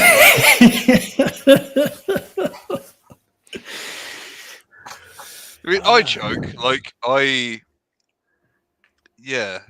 after the first session of the Warhammer Fantasy game, and even though we didn't hit combat, I can kind of see where having a good Google sheet set up, because fuck paying for an office license. But yeah, having just like something to help just get the combat going quicker, that is something I'm working on at the moment. So yeah, I'm also an enjoyer of spreadsheets. witchcraft. A dabbler, but not a fetishist. Yeah. Zach's just going to pull his shirt off one day, and he's just going to have a big old Excel sheet. It's just going to be a big cross, just like color green. Don't ask questions. His back has his Oh, entire God. life story in spreadsheet. Almost did happen once, but yes, never. Not the point. Inspiration. So, have you ever written an adventure inspired by a spreadsheet? You need to elaborate here. Like, if I got inspired by the numbers on a spreadsheet, or if I have started a campaign and it kept the information on a spreadsheet from there to sort of jump off from. Have you ever got a plot hook inspired by something you did on a spreadsheet? Oh boy. Okay, let me open up here. Let me open it up here. That little Mr. Clippy, that little Mr. Clippy thing that used to be in the corner. God. Things he used to say. Clippy is an eldritch being.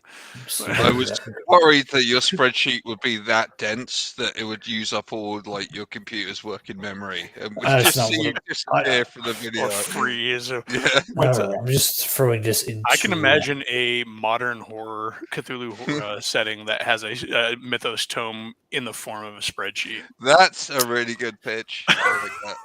Okay, so It's a little exec file that's kind of floating around there, and if you click on it and open it up, Geeky, I've already thrown in. I'm sure I've shown you this before, but in Discord, I've shown you a picture of what I use for my AT&T game.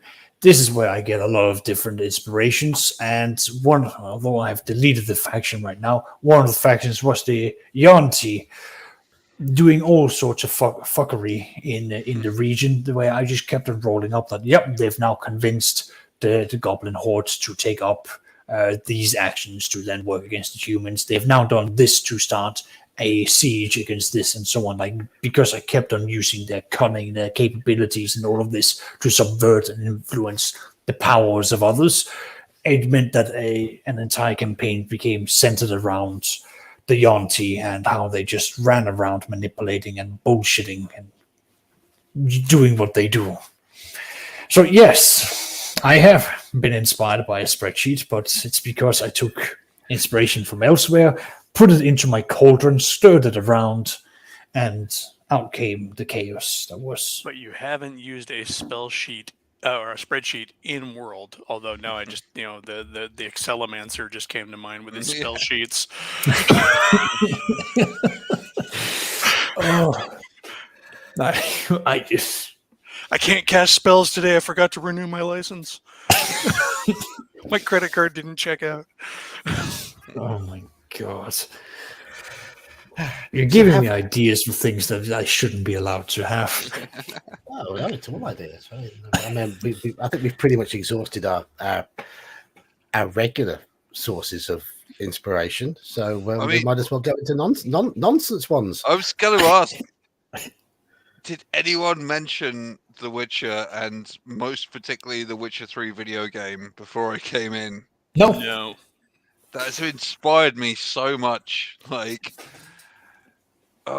it took me ages to get into that video game because the first 20 hours feel like shit. You feel useless. But once you get past that, it's so good. God, Ginger, you and I have got such different experiences. The first 20 hours was amazing. I love being kicked into the curb and having the shit kicked out of me. Oh, shit, there's 5 wolves coming at me. I can't deal with this combat system. What am I doing? So it's like first level adventuring in AD&D. It's like, there are 4 rats. Oh, fuck, we're going to die. I don't know, 20 hours is like... Anyway, well, listen, I warm myself up by just going like, all right, let's do some Darkest Dungeons just to get in the mood. But no, what I like about The Witcher 3 is like all of the vocal tracks, it doesn't get samey like Skyrim. Even, people, The Witcher 3 could quote like Pam Param, Pam Pam Param. Maybe it's like the voice acting. I don't know. It just felt like a really lived-in world that is one of the factors that has kind of pushed me to actually try and run some Warhammer Fantasy RPG. Because it just feels like real and lived in. Really enjoyed it. I remember playing an old pre-PC game called Darklands. It was set in semi-historical Holy Roman Empire. I still have the map to this day because it's a brilliant campaign map if you ever need medieval Germany. But and all the spell casting in it was invoking saints, and it had a list of like all the Catholic saints that would go with it. And the whole idea is you're trying to go around the countryside trying to find where the evil is, right? And so you're just it was very Warhammer Fantasy roleplay if I think back on it, because obviously Holy Roman Empire, the Empire, but also you had arquebus technology. But gotta remember, cool, I got enough money to buy an arquebus, and I'm out there. You get attacked by wolves, and here's my little icon character as the wolves are charging across the table. I'm like, get my little peons with their clubs and their no armor out in front of me so I can go. Because it was all it was real time, sort of turn based, but you'd go around the countryside and you'd go into a village and you'd kind of ask questions through dialogue trees to try and figure out, because it's an old game, right? To try and figure out where they laid on the Satan scale, and and you could at any point accuse them of witchcraft. And if you were wrong, anything from getting run out of town to having the king send out you, or if you were right, it could also be bad because it could be that there's just a witch there, or there could be a demon lord in that town. And you're like, run away. Run away. But it was a great game for like old Commodore 64 era computer game. Just really evocative for that dark fantasy and stuff like that. And like it used like real world mythology monsters. So like you're dealing with woodwoses and totzelworms and stuff like that. There was a dragon in it, but it was like more of the dragon as the devil kind of a thing. But so it's very, very Catholic. I've just seen Duralaman's comment about the Beckme interior art. And I know Geek, you were sharing art earlier. Did you bring up art? Yes. Like that old school art is fantastic. Yes. And also think about fighting fantasy stuff. Like I was flicking through some of the after you did your Warlock on Firetop Mountain stream playthrough. Just flicking through and looking at some of the art in that, and it's like a guy is sat on a bench that's made of like a kind of, was it like half a boat or something? It's just like a smashed up boat. Some of that like old school fighting fantasy art is Dragon magazine covers. I mean, Dragon magazine covers, those are so evocative. Everything from like the mage chests, in the one, and there's that one awesome picture. I can't remember who it is, but it's the cleric kneeling down in the snow healing the one adventurer as the giant walks off in the background. Yes. Yeah. Or the Romans facing the ogre with the big warhammer in the snow. I mean, just all of that stuff. Just the covers, and sometimes I'll just go through my digital copies of all, the whole run and just look at the covers if I'm looking for inspiration. So I'm just reading through what because El suggested a couple of good ideas for streams, I think, hasn't he? Or videos and stuff tonight. I think we could have a stream in the future about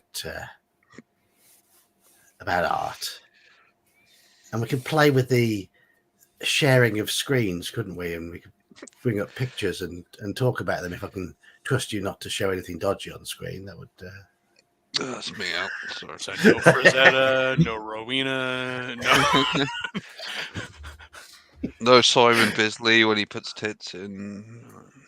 Talk about inspiration. God, I was freaking slain. Had me fueled for a while. Yeah. Specifically the Beasley, the limited 6 issues, fully painted panels Beasley one that came out a while ago, back in the 80s, 90s, whatever it was. But yes, I'm going to say I agree with Dua Lumin here. The interior art by Elmore and Eastley in those Beckme books was just beautiful. It was fantastic, fabulous. Yep. Absolutely. I never had those box sets, so most of my interior Elmore art came from like Dragon or Star Frontiers. So I think it was Elmore's best work in the Beckme books, personally anyway. And yet, I'm not inspired by the Monster Manual 2 cover art. I think it's the worst Eastleigh picture of the lot. I watched. What was it? Was it you who did the really bad critiquing, like the way that guy, the Verbeeg or whatever, is holding its weapon and stuff like that? I went back and looked at it. I'm like, damn it, Geek! Now I can't unsee it. He's got it the wrong way round. It's like, no, What's the intelligence on a Verbeeg? Like High. he knows how to wield it. Are they? High. Yeah. They're meant to be Verbeeg, I think, intelligent. Verbeeg weren't. They were like the giants who weren't actually giants. They were just really big humans or something like that. Yeah, I know. Furbeak. Not Firbolg. Furbolg. Verbeegs. Furbolg. Oh, Furbolg, okay. There's Furbolgs and then there's Verbeegs. Okay. I'm pretty sure Oh, yeah, Verbeegs, they're the short. Like, yeah, I know which one we're on about. Yeah, if you read their description in the MM2, they're basically not even real giants. They're just really tall humans. Yeah, but they Really big humans. bully other giants into doing their bidding for them. Yeah. Yeah. Firbolgs were weird because, like, here's a good aligned giant. You know? I didn't mind that. I'm using Furbolt as an ally to druid circles because the druids are having their own problems. Like the leadership has been corrupted, but that's not the point. They also need them to replace a covenant of hags that used to do population control in an area. Omanal, I haven't got any of the. I haven't bought a physical copy of any of the Lone Wolf ones yet, but I will be doing Lone Wolf for one of the Friday ones at some point. I have ordered from eBay a copy of the first sorcery book, the Shamutanti Hills, which might be interesting. It hasn't arrived yet. But, I'm gonna throw out again. If you have, it's not old school adventure books, but it's a new one that's been put out, and it's called Fabled Lands. The Fabled Lands. It's really good. And actually, the neat thing about the Fabled Lands is you can get them in game book format instead of, like Tiny Book. So you can actually handle them, and they're really good. I kind of feel if anyone is semi-motivated and has time, November is obviously National Novel Writing Month. You should make it a collective challenge to write a choose-your-own adventure that Yale Geek has to play through. I remember being a kid and trying to do that. Yeah. I'm going to write my own choose your own adventure. Gonna go right out and say 14 no. pages into it. No. Yeah, no. It's again, we can use the power of spreadsheets to map out the options and cross-reference. Listen, we can do this. Even I can see the problems nowadays than ever before. Yeah. I always imagine like the production for Choose Your Own Adventure was like one of those conspiracy boards. Yeah. Someone insert the Charlie Kelly meme. Exactly. Anyway, I think on that note, it's midnight here. I am gonna be wrapping it up my sides. Yeah. We have hit the 3 hours. We've hit midnight in the UK. Three of us. I know you're a night owl, Gingerbeard. You're probably up until that 4 o'clock in the morning drinking. No, I'm not. Like, I'm really fucking slammed at work at the moment. I've had to power down some coffees, and now I'm powering down beers so I can come down from the coffee to go to bed so I can get back up at 6 to start work again at 5:30. Well, if you all sleep well, it's 4 in the afternoon here. I'm not gonna.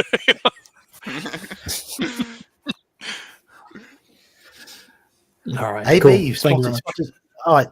Thanks for being on, Saxius. See you again. Yeah. Later, man. See you next week. See you next week. Right. AB, where you've got me in Discord? Have you spotted some paranoia modules? Are they on eBay or something? Just let me know. Because I do quite like a bit of paranoia. I may have to run some of that soon. But yeah, we are coming towards. We've gone past the 3 hours.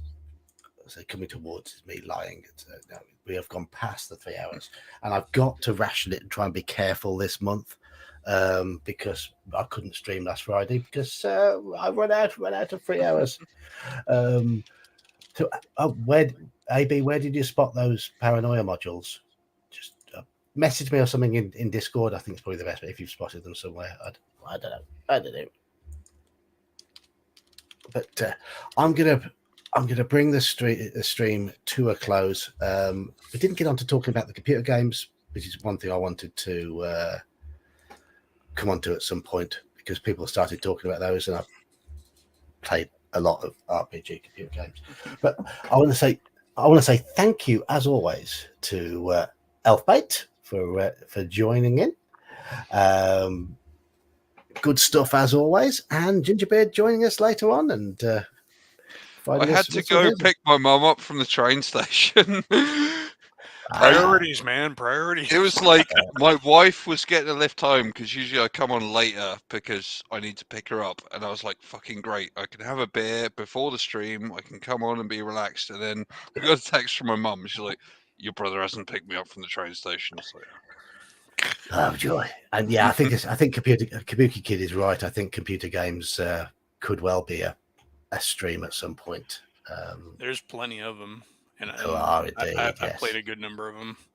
Yeah. Ultima.